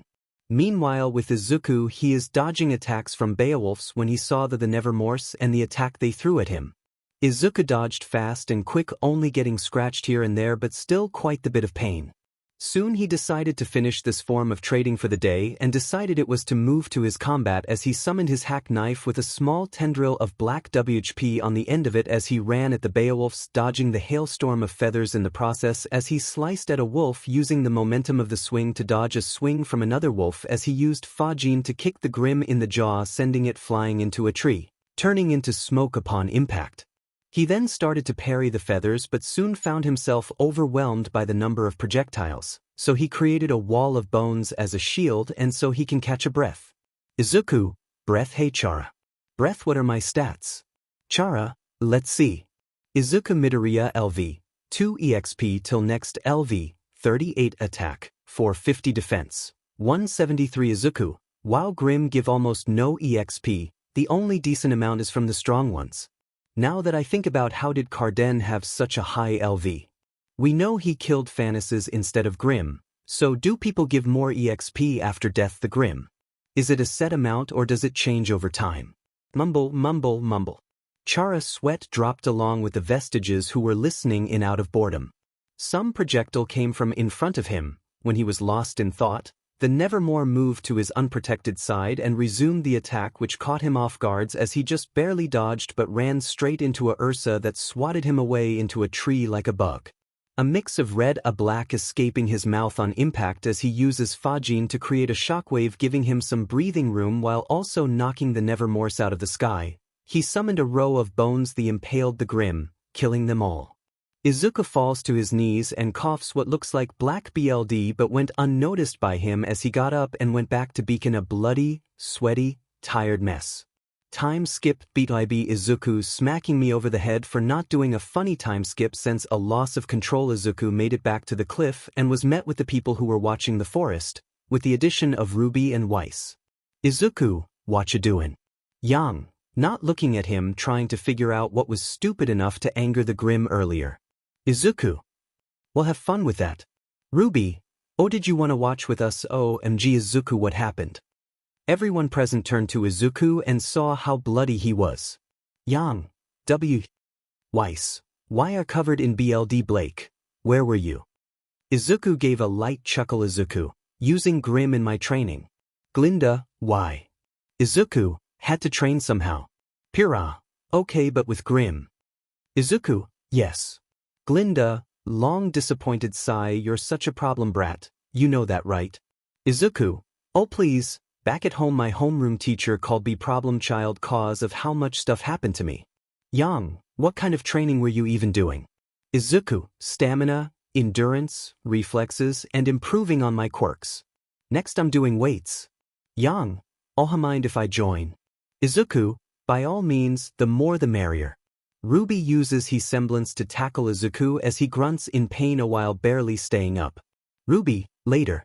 Right now we're going shopping, and you're coming with us. 𝐒𝐮𝐻, why? Ruby, so you can get some weapons with me. 𝐒𝐮𝐻 just sighed as this is the third or fourth time he has had to repeat himself. 𝐒𝐮𝐻, Ruby, darling, baby, must I remind you once again that I do not have money? And why do I need a weapon? I'm a close-range brawler with bone attacks, a glove with claws that shoots compressed air as a bullet when I flick my fingers, and a knife that can corrupt a man's soul and bend them to my will, and that's not even considering my semblance. He said the last part is a cover-up due to Coco and Velvet and Pyrrha being here. Ruby, that's why we're going. So we can see what suits you. 𝐒𝐮𝐻, Rubes, please let go. Ruby responded by joking and wrapping her legs around him and hugged harder, causing him to blush and wince in pain. Ruby, Nyo, she said in a childish tone. 𝐒𝐻, congratulations Ruby. Ruby smiles thinking she had won. 𝐒𝐻, you stained your clothes with my BLD. Ruby fell and looked at her clothes. He was right, her clothes was stained in his BLD now. Not a lot of BLD as his wounds were very slowly healing, but enough to be noticeable. Ruby, 𝐒𝐻, she said as she was running around trying to find something to clean the stain with. 𝐒𝐻 sighed. 𝐒𝐻, it's gonna be a long day. Time skip 𝐒𝐻 and Ruby watching the washer clean her clothes. Ruby, NPR, and 𝐒𝐻 are currently in Vale, all for different things, which he didn't get to catch because the second they landed, Ruby grabbed his hand and ran with her semblance, turning the duo into a red and green swirling projectile that sped through the streets. Pyrrha, well, she seems happy. Yang, I'm glad it's him and not me this time. Weiss, this time. Yang, that usually how she is when she goes to the weapon shop she loves. Ren, I feel your pain, he said as he looked at Nora. Nora. What? Ren, sigh nothing. Now let's go, Ren. We got stuff to do, she said while skipping away, but the voice sounding like it never moved. The rest simply looked at each other, shrugged, and went their own way. Back with Ruby and 𝐒𝐻, they are walking the rest of the distance to the store due to Ruby tripping and throwing him into a garbage bin. Ruby had been spending the last 5 minutes apologizing while 𝐒𝐻 is still picking off trash from his body. On the bright side, he made friends with a white mouse which he called Nizu. Ruby, I'm really sorry. 𝐒𝐻, Ruby, it's fine. Ruby, like really sorry? 𝐒𝐻, Ruby, super ultra omega sorry. 𝐒𝐮𝐩𝐩𝐸 put his finger on her lips, causing her to shut up and turn a light shade of red. 𝐒𝐮𝐩𝐻𝐭, it's fine Rubes, stuff happens. Also, are we there yet? He said as he took his finger off her mouth. Ruby, right here, she said as she stopped outside a store. He looked up and saw a sign that in big letters read, WE. Underneath the letters were some more words in a much smaller font, weapons. Armor. Pastries. Very quickly, he realized why she loved this place from just the sign alone. He was pulled inside and was caught off guard by the amount of space this place had. Cashier. Oh, you're back. It's been a few months. Some of the staff were getting worried. Ruby chuckles. Well, you know how things are now that I'm at Beacon. Cashier. Oh, you kidnapped someone. That isn't your sister this time. Ruby pouts and looks away. I didn't kidnap him. 𝐒𝐮𝐻𝐭, define kidnapped. Ruby, 𝐒𝐮𝐻𝐭. 𝐒𝐮𝐻𝐭, chill dude, I'm just messing with ya. He said while messing with her hair to point it was all over the place. To the point where it felt familiar. Ruby, anyways, we're here to get my friend here a weapon of his own. 𝐒𝐮𝐻𝐭, Ruby, maybe fourth time's the charm. Money. Also, I don't think a weapon would be strong enough to handle my semblance. Ruby, come on. What's the worst that could happen? 𝐒𝐮𝐻𝐭 and Cashier. With you, the better question is what could go right. Without turning to look at each other, they high-fived as confetti flies in the air. Ruby, guys. Cashier. Okay, I'll jokes aside, why do you need a weapon? 𝐒𝐮𝐻𝐭, 'cause she dragged me here. Ruby, 'cause you need one. 𝐒𝐮𝐻𝐭, Ruby, I'm telling you, I'm fine and already have my weapons, consisting of a huge knife, my gauntlets, and my strength. Ruby, well, you need more, and that's final. 𝐒𝐮𝐻𝐭 and Ruby would continue to bicker amongst each other for several more minutes, getting the attention of the rest of the staff due to the screaming. They came out and saw Ruby arguing with some green-haired kid with a torn green suit of some kind, which is weird as she has only ever had Yang come with her. So obviously, being the well-respected and sensible adults they are, pulled out some lawn chairs from outside and sat down with a front-row seat as they ate popcorn. 𝐒𝐮𝐻𝐭, Ruby, for God's sake, a weapon wouldn't even survive my attacks if I used it that way. Ruby, you don't know till you try it. 𝐒𝐮𝐻𝐭, leveled 3/4 of the Emerald Forest at full power. What makes you think a weapon will survive more than 3 minutes with me? Ruby, that's why we're here to find out. 𝐒𝐮𝐻𝐭, can't pay for the damages of weapon or property. Ruby, let alone buy a weapon. Ruby, will have Weiss pay, she's rich. 𝐒𝐮𝐻𝐭, 1, that's not how it works. 2, she's not here to pay. 3, just because your teammate is rich does not mean you can push expenses to her. Ruby, why not? 𝐒𝐮𝐻𝐭, 'cause it rude and probably illegal. By this point the observers had ran out of popcorn. The argument was so loud there was a crowd outside listening to the whole thing. Suddenly the back door opened and out came the owner of WP. Looking angry about the amount of noise being made, he pulled the cashier to the side and demanded an explanation. Fine, but you're paying for anything I break. Ruby, finally yes. She screamed in triumph instead of anger as she held his hand and led him to the weapons section. Meanwhile, 𝐒𝐮𝐻𝐭 is blushing that they're holding hands. When they get to the desired spot, Ruby's eyes sparkled as she sees all the weapons she could give her boyfriend, just friend. She went over to a weapon and after a quick inspection handed it over to her companion. Ruby, here you go. Since you think bladed weapons will break, then what about fist weapons? 𝐒𝐮𝐻𝐭, so I'm trading off my air bullet for longer claws. Ruby, only one way to find out. She said, holding onto his arm while leading him to the testing area. The staff and outside observers from before were watching. The two who were so lost in what they were doing didn't notice them. When the duo arrived in front of a dummy, Ruby stood back as the show was gonna begin. 𝐒𝐮𝐻𝐭, okay, what now? Ruby, punch it. 𝐒𝐮𝐻𝐭, with quirk or not? Ruby, obviously with do, she said childishly as 𝐒𝐮𝐻𝐭 took of his gauntlets for the claws. The felt light. To light. 𝐒𝐮𝐻𝐭, I'll start at 5%. He does punches and it holds up okay. 𝐒𝐮𝐻𝐭, 10%. He repeated what he did, but this time a loud audible sound of something flying before the loud sound of metal bouncing on concrete it heard. Looking down, he sees the claws have all shattered, not to the power but due the way he fights. He looked at his hand and saw he was bleeding a little from a cut of the blades. He would proceed to try many weapons of different kinds, some better, some worse, and some interesting. 𝐒𝐮𝐩𝐩𝐸. These are scissors Ruby. The last weapon he was given was a weapon that produces hard light into different constructs.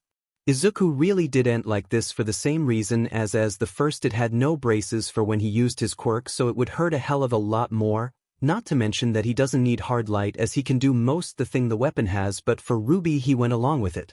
He started with the hard light 𝐾𝐮𝐭𝐡𝐴 mini cannon, but no matter what he did nothing would work, so Ruby stepped in to see what the problem was. Ruby, oh, that's the problem. The energy crystal isn't in all the way. She pushed it in all the way and stepped back for him to try, but still nothing came out. 𝐒𝐮𝐩𝐸 sighed and put his hands on his hips. 𝐒𝐮𝐻𝐸, I think it's just broken. Pew. 𝐒𝐮𝐻𝐸 immediately collapsed in pain and agony as he puked dark blood as he started crying. He would have rather broken a limb for the who knows what time. The mini cannon on the gauntlet formed the second. He put his hands on his hips and fired, shooting him straight in the pages. Ruby didn't have ball, and even she felt the pain as she ran up to her green-haired companion to make sure he's not neutered. Ruby, OMG 𝐒𝐮𝐻𝐸, are you okay? All 𝐒𝐮𝐻𝐸 could respond with was a very high-pitched squeal of pain. Ruby, you stupid question. It's the last day of break and everybody is currently eating lunch at the cafeteria. Ruby and NPR are talking with each other and enjoying themselves while Midoriya isn't really paying attention and is just looking at the picture he has of his kids, remembering the times he had with them. Ruby, being the child she is, interrupted his trip down memory lane when she slammed a huge binder onto the table. Ruby, sisters, friends, Weiss, hey. Ruby, 7 minutes ago I had a dream. Yang, this ought to be good, she said while still eating the food Nora is throwing. Ruby, a dream that one day that the four of us would come together as a team and have the most fun that anybody has ever had. Ever. Weiss, did you steal my binder? Ruby, I am not a crook. It was at this point 𝐒𝐮𝐻𝐸 tuned them out and went back to looking at his photo, a small smile growing on his face. Blake, what are you talking about? Ruby, I'm talking about kicking off the semester with a bang. Yang, I always kick my semesters off with a yang. Guys, am I right? Nora throws a tomato square against Yang's face while booing her. Ruby, but guys, it's been a good 2 weeks and between more exchange students arriving and the tournament at the end of the year. Our second semester is going to be great, but classes start back up tomorrow, which is why I've taken up the time to schedule a series of wonderful events for us today. Weiss, I don't know whether to be proud or scared of what you have in store. Blake, I don't know. I think I might sit this one out. Weiss, sit out or not, I think however we spend this last day, we should do it as a team. Nora, I got it, she said as she threw some food. Weiss, I for one think that splat 𝐒𝐮𝐻𝐸 is hit in the face with a pie that gets all over him. He stars freaking out. 𝐒𝐮𝐻𝐸, no no no no no no no no no no no no no no no no no. He grabbed some napkins and didn't clean himself up. But the picture he had in his hand, he was able to get some off, but a part of it had been stained by the pie. His eyes covered by his hair as shadows covered half his face. He slowly looked up to glare at the ones who dared do this. He grew a twisted smile as he put the picture in his safe place. 𝐒𝐮𝐻𝐸, you want to have a great time. The view changes to Sun, who is currently walking with his friend, Neptune. Man, that's harsh, Sun. So then we were fighting side by side and she was super fast and I threw a banana at the guy, which sounds gross but it was awesome. Neptune, nice. Sun, right? And the best part is that she has this friend who is so badass. He does so many things with his tentacles and strength. But don't tell anybody about him. It's a secret. Neptune, got it. Sun, and nada, I'm gonna tell Scarlet the second Sun turns his back. Secret?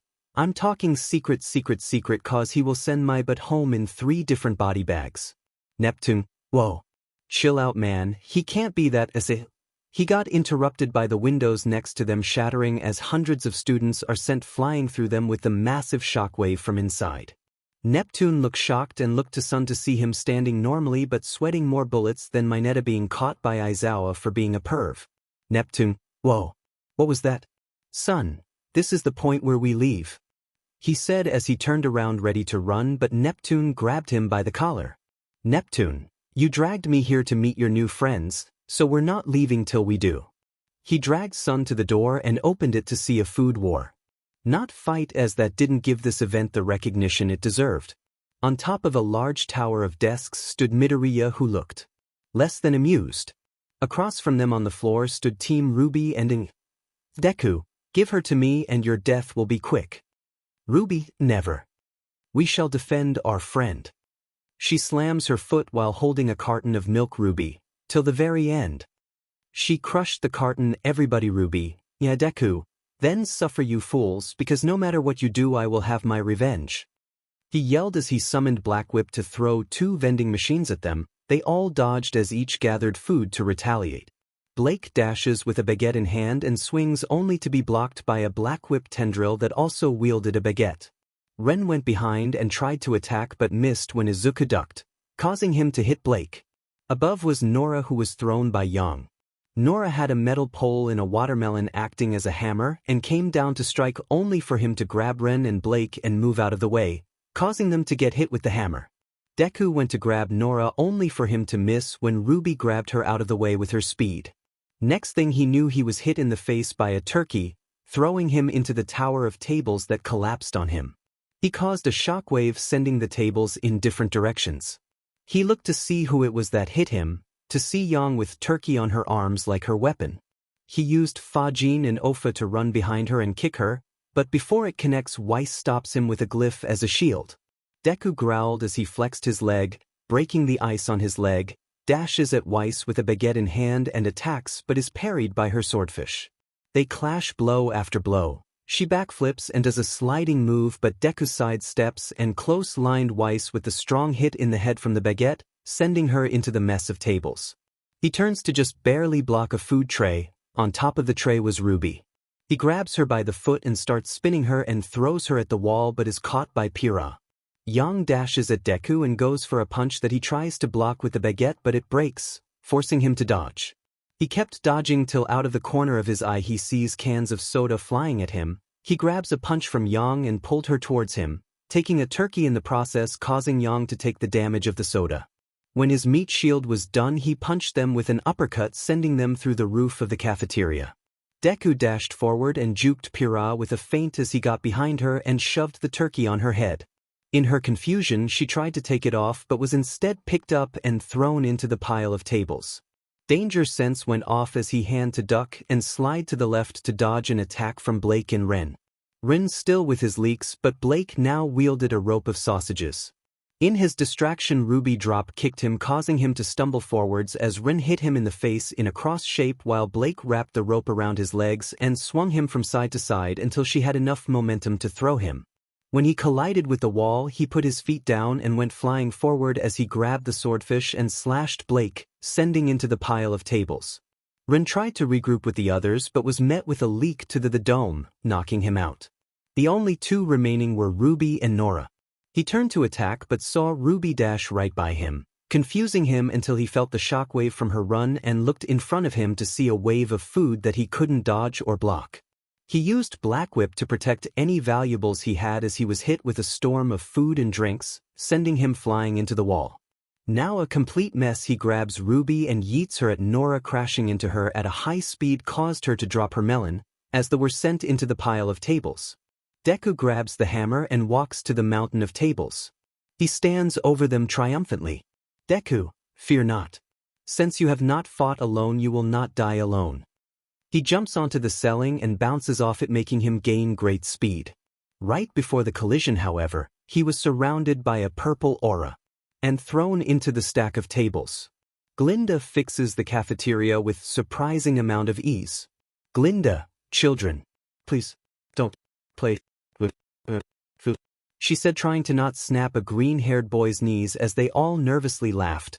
Deku got up only for the ceiling to break and for Yang to crush him. Glinda, I need a drink. Glinda, Ironwood certainly loves bringing his work wherever he travels. Ashbin, well, running an academy and a military makes him a busy man.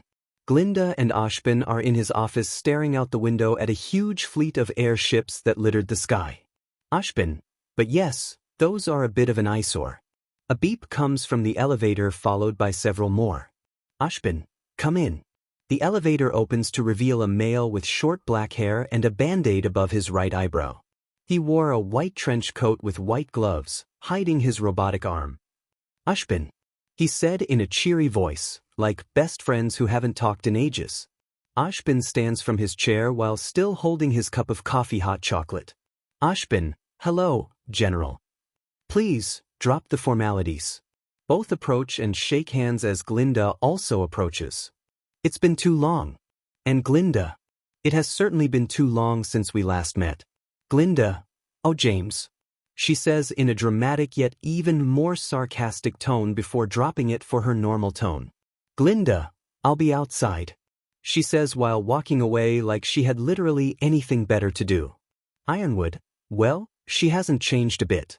𝐮 turns to his desk. 𝐮, so, what in the world has brought you all the way down from Atlas? He says while picking up a mug and a kettle, pouring as he speaks. 𝐮, headmasters don't typically travel with their students for the vital festival. He says while offering a cup to his friend, which he accepts with a toast. Ironwood, well, you know how much I love Vale this time of year. Besides, with you hosting, I thought that this might be a good opportunity for us to catch up. 𝐮 walks around to his desk and sits while refilling his drink. 𝐮, I can certainly appreciate the quality time between friends, however, a small fleet outside my window has me concerned. Ironwood, well, concern is what brought them here. 𝐮, I understand that travel between kingdoms has become increasingly difficult. Ironwood, you and I both know why I brought those men.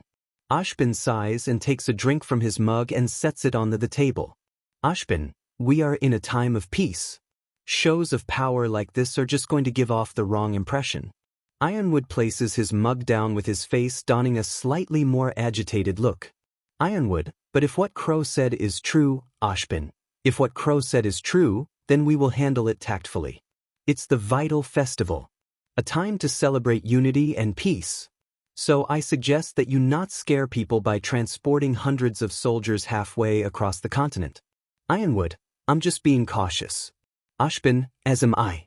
Which is why we will continue to train the best huntsmen and huntresses we can. Ironwood, believe me, I am. Ironwood turns and walks away. He stops near the door and looks back at 𝐮. Ironwood, but ask yourself this. Do you honestly believe your children can win a war? He continues on his way to the exit and leaves. 𝐮, one of them already has. I just pray the rest will never need to. Our protagonist, with his usual attire, is currently at a grave with a bouquet of flowers and a washcloth. The grave of one John Arkansas. He had started coming here every day for the last week. It wasn't exactly close to school. As a matter of fact, it was in an entirely different kingdom. He'd had traveled to the grave to show his respect to his fellow huntsman in training, even if he didn't know him well, while he was alive at least. Meanwhile, inside of 𝐻𝐻𝐻 we see the vestiges, 𝐶hara, and 𝐻𝐻𝐻. I hate you. Well, next time don't steal my monopoly. Yoichi, John, give the money to N. You landed on his property. No. I'm not gonna give money to a criminal. Hikage, that not how you, why? Betty, 𝐶hara, why is everyone screaming? 𝐶hara, shut the fan and see up, Betty. You don't get to talk after taking my last railroad. RD vestige, I wish I was never born. Nana, me too, you think I wanted this. Outside of 𝐻𝐻𝐻 Izuku. He forcefully closed the connection of 𝐻𝐻𝐻. He had enough voices in his head as it is. Last thing he wants is to hear the aftermath of a bunch of adults playing Monopoly, along with the possible mental BLD bath that will occur. He usually loved their shenanigans, as most were meme lords, but now wasn't the time. As much as he wished it was, Izuku placed the flowers at the foot of the grave and grabbed the washcloth and started cleaning the gravestone. The stone was still very recent and therefore still very clean, but he still washed it regardless. Once he finished cleaning, he said his goodbyes and left for a bullhead back to Beacon, but unbeknownst to him there was a group of blonde individuals who watched the boy leave. Time skip beat YB Izuku and his kids smiling at each other while people around them fall to the ground from how cute the trio are. Izuku, can't believe I have to fly back. Why did the bullhead decide to stop working right when I needed it? He said as he floated through the air tiredly. the days of no sleep taking more of a toll on him as time goes by. Every now and again he dozes of and awakens to himself falling out of the sky. He really needed to learn how to make good-tasting coffee. A ghostly figure appears next to him. "John, man, I can't believe I'm flying. It's so cool," the undead blonde said as he did little flips in the air. 𝐒𝐮𝐦𝐻𝐭 ignored the ghost and focused on staying awake. The apparition noticed and frowned. "John, why won't you talk to me?" 𝐒𝐮𝐻𝐭, no point in talking to a hallucination. "John, I'm real. Sure, I'm a ghost now, but I'm still real. 𝐒𝐮𝐻𝐭, yeah, about as real as my will to live," he mumbled, which went unnoticed by the ghost but not by the past users. "John, you can't keep going like this." 𝐒𝐮𝐻𝐭, "I can and I will. I refuse to have those nightmares plague my mind again. I refuse to watch my failures again and again and again," he said, anger starting to rise from his sleep-deprived face. He hoped, prayed, that the hallucinations would stop. "John, 𝐒𝐮𝐻𝐭, I forgive you for letting me die. Why can't you just accept it?" 𝐒𝐮𝐻𝐭, "It's not about you forgiving me, it's about me forgiving me." John just stared forward, not knowing where to look. "John, you're too stubborn." 𝐒𝐮𝐻𝐭, "I prefer the term determination, thank you very much, dude." "John, please. Just stop." With that, 𝐒𝐮𝐻𝐭 looked toward the ghastly figure only to notice it disappeared from sight. 𝐒𝐮𝐻𝐭, "Don't let it get to you, Midoriya. It's just a hallucination from the lack of sleep, you're fine," he said to himself, trying to calm his nerves before landing in front of the school.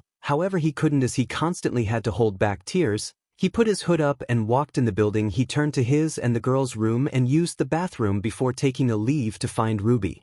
When he did, he wasn't surprised at what they were doing. They were playing Remnant the game, a game that Yang and Rubes got addicted to recently and by the looks of it are trying to get Blake and Weiss into it as well. "Ruby, alright. Yang Xiaolong, prepare your kingdom for battle. Yang, bring it on. Ruby, I deploy the Elysian air fleet. Yang, Inanni. Ruby, looks like I get to fly right over your 𝐻𝐼 and attack your walls directly," she exclaimed while making noises of a bullhead while making a bird with her hands as she crashed into a wall on Yang's side of the field. "Yang, you fiend. Ruby, and since Atlas is part of Mantle, my repair time is only 1 turn," she said cheekily as she peeked her head over the side she was on, cocky smile on her face, which was removed the second she heard the evil chuckle coming from the blonde as she raises a card. "Yang, pretty sneaky sis, but you just activated my trap card." "Ruby, what?" "Yang, giant nevermore," she said as her fist hit the table, flipping over the card in question. "Yang, if I roll a 7 or higher, fatal feathers will slice your fleet in 2. Ruby, but if you roll a 6 or lower, the nevermore will turn on your own forces." "Yang, that's just a chance I'm willing to take." They glare at each other before we hear a distant yell of victory. We see Team J. Ren and Pyrrha are studying, and Nora's snot bubble inflates and deflates as she sleeps. "Ruby, no. My fearless soldiers." "Yang, most of them were probably androids." "Ruby, goodbye my friends, you will be avenged." "Yang, not until I draw my rewards, which are double this round thanks to the Mistral trade route." "Ruby ba. Nor for pancakes," she says within her sleep. "Yang, oh, and what's this?" "The smugglers of Wind Path." "Ruby ba. Buys it." 𝐒𝐮𝐻𝐭 just looked on in confusion as to why she was buying like a sheep. "Yang, I say, it looks like I'm taking 2 cards in my hand." "Ruby, have you no heart?" Ruby collapsed with comical tear flow rapidly from her eyes. "Yang, well Weiss, it's your turn." "Weiss, I have absolutely no idea what's going on." "Yang, look, it's easy. You're playing as 𝐻𝐻𝐽o, which means that all 𝐻𝐻𝐽o-based cards come with a bonus." "Weiss, that sounds dumb." "Yang, see, you've got Sandstorm, Desert Scavenge. But Resourceful Raider. See, now you can take Ruby's discarded air fleet. Ruby, Yang, and put it in your hand." "Weiss, okay." "Yang, and since 𝐻𝐻𝐽o warriors have an endurance against natural-based hazards, you can use Sandstorm to disable my ground forces and simultaneously infiltrate my kingdom. Just know that I will not forget this declaration of war." "Weiss, And that means, Ruby, you're just 3 moves away from conquering Remnant. Few seconds pass before 𝐻𝐼ce stands on her chair. 𝐻𝐼ce. Fear the almighty power of my forces. Cower as they pillage your homes and weep as they take your children from your very arms. Yang, trap card 𝐻𝐼ce. Yang shuffles the pieces on the board, 𝐻𝐼ce pieces disappearing in a puff of smoke. Yang, your armies have been destroyed. 𝐻𝐼ce slumps in her chair, cries and whines as similar to Ruby, comical tears flow from her eyes. 𝐻𝐼ce, I hate this game of emotions we play. Ruby hops into 𝐻𝐼ce's lap and hugs her. Ruby, stay strong with. We'll make it through this together. 𝐻𝐼ce, shut up. Don't touch me, she said while hugging Ruby back. With a chuckle at their antics, 𝐒𝐮𝐻𝐻𝐿 decided not to bother them as they seemed to be having fun without him, although he noticed that Blake seemed a lot more spaced out than usual. He'd have to make a mental note to check up on her when she was free. He walked off towards the front of the school toward the fountain. On the way he turned the corner and bumped into someone. As both fell, he used Black Whip to catch himself and the person he bumped into. He looked across from him and saw a woman with bright orange eyes, long black hair, and wearing a grayish-looking school uniform. It didn't look like 𝐒𝐮𝐻𝐻𝐫𝐭 uniform, so it must be a person here for the festival. He pulled Black Whip so the girl was on her feet. 𝐒𝐮𝐻𝐻𝐿, sorry, I wasn't paying attention. Are you all right? ℎ𝐻𝐻𝐵. Yeah, I'm fine, thanks for catching me. 𝐒𝐮𝐻𝐻𝐿, don't worry about it, I wasn't fully there. Well, I gotta go, nice seeing you again. 𝐒𝐮𝐻𝐻𝐿, you too. They walked past each other as she went further in the building while he went further out the building. Once he reached the fountain, he sat down on the rim of it and took in the air, trying to calm down. His time was interrupted by Chara talking to him. Chara, something about her doesn't sit right with me. 𝐒𝐮𝐻𝐻𝐿, she said, nice to see you again. She knows me from somewhere, but where? Chara sat next to 𝐒𝐮𝐻𝐻𝐿, but went through it, he levitated slightly over it to make it look like he was sitting. Chara, it's definitely weird, have you seen her before? 𝐒𝐮𝐻𝐻𝐿 shook his head. 𝐒𝐮𝐻𝐻𝐿, nope. Chara, got an idea. 𝐒𝐮𝐻𝐻𝐿, her eyes were bright orange, like the girl from when I first came to this world. Chara, what girl? 𝐒𝐮𝐻𝐻𝐿, oh right, you were still asleep when I first came here. When I first came to this world I ended up in the middle of a robbery. The robber who was 𝐻𝐻𝐻𝐿 got into a bullhead, and when we tried to attack it, a woman with glowing orange eyes started shooting fire at our attacks. Chara, you thinking they're the same person? 𝐒𝐮𝐻𝐻𝐿, maybe, maybe not, either way it's something to watch out for. Meanwhile, in a castle in a far-off land, a intimidating pale-skinned lady, with black veins littering her body, was sitting at her throne. She sat back with her eyes closed, taking in the rare silence that was the hell around her. She would take every moment she could do. The sound of the door opening caused her silence to sadly be disturbed. She opened her eyes and saw a 5-foot 𝐒𝐮𝐻𝐻 whose body consisted of a clear crystal ball and black tentacles coming from it like an octopus. It made its way to the lady, not by walking but floating. When it was close enough, the inside of the ball started changing to see that of an adult male with shirt, black hair, and a pristine mustache. What is it, what's? She said with slight anger about her silence being ruined. What's? Alright. But you're not gonna believe me. Get to the point. What's? Of course, 𝐻𝐻𝐿. I was on my way to my lab to further test that new 𝐮𝐻𝐻 species, when all of a sudden, RWI are walking through the halls and into their dorms. Ruby, you're just mad 'cause the new guy beat you. See, if you had just attacked when I told you, none of this would have happened. As they enter, Blake approaches the door to leave. 𝐻𝐼ce, stop. 𝐻𝐼ce points at Blake. Blake's hand retracts from the door knob, still not facing 𝐻𝐼ce. 𝐻𝐼ce, lately you've been quiet, antisocial and moody. Yang, have you met Blake? 𝐻𝐼ce, which I get is kind of your thing, but you've been doing it more than usual. Which quite frankly, is unacceptable. You made a promise to me, to all of us, that you would let us know if something was wrong. So, Blake Belladonna, what is wrong? 𝐻𝐼ce then points her finger at Blake again. 𝐻𝐼ce is balancing precariously on a chair's back feet. She quickly puts the chair away and returns to stand near the girls. Blake, I don't understand how everyone can be so calm. Ruby, you're still thinking about 𝐻𝐻𝐻𝐿. Blake, 𝐻𝐻𝐻𝐿, the White Fang, all of it. Something big is happening and no one is doing anything about it. 𝐻𝐼 told us not to worry. Between the police and the huntsmen, I'm sure they can handle it. Blake, well, I'm not. They don't know the white fang like I do. 𝐻𝐼, okay, between blowing up nightclubs, stopping thieves, and fighting for freedom, I'm sure the three of you think that you're all ready to go out and apprehend these 𝐒𝐮𝐻𝐻𝐿 like our favorite green-haired menace. Ruby, 𝐻𝐼, but let me once again be the voice of reason. We're students. We're not ready to handle this sort of situation. Ruby, well yeah, but 𝐻𝐼, we're not ready. Blake, and we may never be ready. Our enemies aren't just going to sit around and wait for graduation day. She pointed toward the door. Blake, they're out there, somewhere, planning their next move, and none of us know what it is, but it's coming. Whether we're ready or not. Ruby, okay, all in favor of becoming the youngest huntresses to single-handedly taking down a corrupt organization conspiring against the kingdom of 𝐿. Say aye. 𝐻𝐼 pumps her fist enthusiastically and points at Blake with a big smile on her face. 𝐻𝐼, yes. I love it when you're feisty.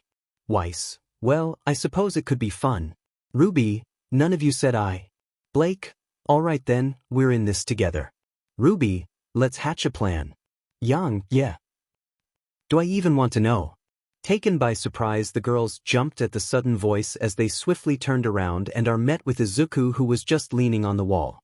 They breathe out a sigh of relief, and upon further inspection, they realized this was one of the rare times they got to see him without his vigilante clothes on, which is mainly what he wore at all times. Instead, he wore a yellow tank top with the emblem of a burning flower on it, which he borrowed from 𝐻𝐼, and black shorts from Ren. Judging from the towel around his neck and the fact he doesn't reek of dried BLD and smoke, they realized he had just gotten out of the shower. 𝐻𝐼 was confused on why 𝐒𝐮𝐻𝐻 was wearing 𝐻𝐼's clothes. Blake was in a slightly better mood now that 𝐒𝐮𝐻𝐻 wasn't currently a walking monster, and 𝐻𝐼 was. Ruby, wait, I forgot my game. She said, running out of the room. 𝐻𝐼, we're doomed. 𝐒𝐮𝐻𝐻, what's happening? He said, closing the door Ruby ran out of. Blake, we're going after. Torchwick, 𝐒𝐮𝐻𝐻, I'm going with you. 𝐻𝐼, Blake, about that. 𝐒𝐮𝐻𝐻 narrowed his already narrowed eyes. 𝐒𝐮𝐻𝐻, is that a problem? 𝐻𝐼, well, 𝐻𝐼, want you to stay here and get some sleep. 𝐒𝐮𝐻𝐻, I don't need sleep, I need answers. Blake, the bags under your eyes says otherwise. 𝐒𝐮𝐻𝐻 just shot a glare at Blake that screamed, just you foo #can wait, 𝐒𝐮𝐻𝐻, regardless I'm going with you all. Both groups stared at each other with a tense silence. Bang, the loud sound of something large and fast hitting the closed door echoed throughout the room, causing everyone to turn towards it with a slight jump. 𝐒𝐮𝐻𝐻 grabbed his right gauntlet and ready to attack someone. He opened the door to see Ruby on the ground with a comically large bump on her head with small birds swirling around her head. Her eyes were replaced with swirls. Ruby, why is everything spinning? Dizzy face, dizzy face, dizzy face. Dizzy 𝐒𝐮𝐻 sighed and stopped his smash as he picked Ruby up on his shoulder and carried her to her bed. Once she was put on her bed, 𝐒𝐮𝐻 blacked out and started falling to the ground, only to be caught by 𝐻𝐼's glyphs. It was now their turn to sigh at the foolishness that is their green-haired roommate. Blake, are his nightmares really that bad, that he resorts to this to avoid them? 𝐻𝐼, who knows? We've never experienced the things he's had to go through, and that's only what he's told us. For all we know, he could have had worse. 𝐻𝐼, we should bring him to the hospital after we deal with Torchwick. Blake, getting him there will be a fight in its own. 𝐻𝐼, tell me about it. We might need to get Team J and PR to help with him. 𝐻𝐼, most likely. I swear sometimes it feels like we're babysitting him. 𝐒𝐮𝐻's eyes shoot open to see he's under a tree. Sitting up, he studies his surroundings and finds out he's in a park surrounded by building. He gets up and dusts himself off and jumps on top of a bar-like building. 𝐒𝐮𝐻, how did I get here? Char, are you there? But nobody came. 𝐒𝐮𝐻, Sirpi, alright, guess I'll look around. He jumps building to building looking around at the scenery. Landing on ground level, he walks thinking it might be easier. Which ended up being right. As soon as he landed, a voice came from behind him. Sans. 𝐒𝐮𝐻, sup dude. 𝐒𝐮𝐻 did a double take on what happened. He responded out of reflex. Who the hell was Sans? And who was this large skeleton from who the voice came from? A small skeleton walked out of Izuku's body. Upon further inspection, he recognized the skeletons as the same ones from his flashback in Forever Falls. Everyone is waiting for us, lazy bones. Come on. Sans, Izuku, I'm right behind you, dude. The two said at the same time, with the same body movement, same tone. Izuku, you are G. He grabbed and shook his head. He looked ahead and followed the skeletons to their destination. The destination was the same spot of Forever Falls that Izuku first saw the skeletons. He saw all of them hanging out, having fun. Izuku couldn't describe it, but seeing the scene hurt. Like when you remember the times you had with someone who's gone. He wanted to go and be with them, and he didn't know why.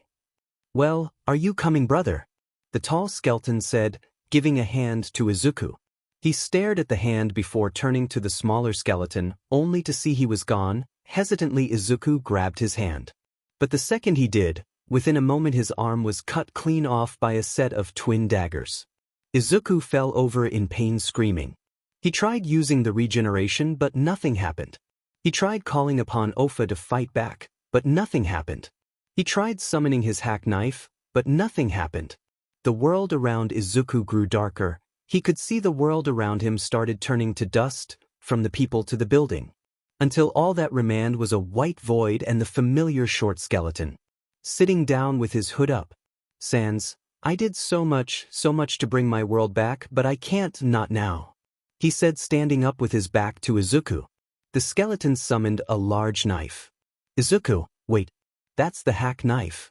That means dash. Sans, and it's all. He starts turning around slowly. He looks directly at Izuku. Cross, fault. What do you mean you found some kids? What's? Like I said, I was walking around the castle and I found them. Okay, well, bring them to me. What's? I wish I could, my lady, but I can't. And why is that?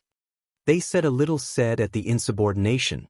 What's? 'Cause I just saw a Beowulf attempt to eat them and one of the kids started glowing and literally made the grim disappear just by touching it. What do you mean disappear? What's? As in it got close, got touched, turned into a baby and then destroyed. Gone.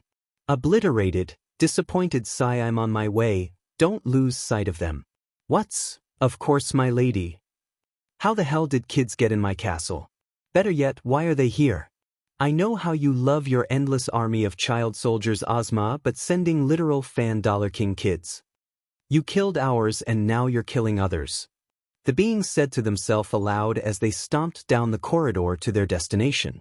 With Watts, he was watching the children with a few of his acquaintances. One was a creepy male with a scorpion tail, the other was a tall buff man with a green jacket, the sleeves were rolled up. Creep, how dare these little rats? They disrupted our queen's peace. I say we gut them slowly. He grabbed his weapons, which were two gauntlets with axe-like blades on the side and an area for shooting in between, and charged the children, but was grabbed by the tail by the tall guy and lifted into the air at such a speed that Creep dropped his weapons. Creep, let me go. What's? Hazel, please shut him up. The now named buff guy nodded as he swung Creep in a circle several times before throwing him out a window. Creep, will remember this. They screamed as they grew further away until eventually they were out of sight. What's? Good riddance. Time skip. Izuku smacking Blake with a rolled-up newspaper with Ruby holding Ninjas of Love, with a look of disgust. And a little inconspicuous bit of lust. Alright, I'm here, Wereth. They said, looking at their henchmen only to see them soaked in water. The hell happened to you two? Hazel pointed behind him to the kids, who were T-posing on an alpha Beowulf. Oh my, they're actual kids. Not even teenagers, literal children. With a flick of her hand, the Grim left the hall. Leave. The two did just that. The woman walked to the children, close enough that they could talk but not too close to make them scared. This castle is very far from any kind of civilization. How did you get here? Kids. They were hesitant to say anything to this person they didn't know. What are your names? Boy, Daddy said not to talk to strangers. The boy responded coldly. The woman chuckled internally. But really, child, this place is very, very dangerous, even more so for children.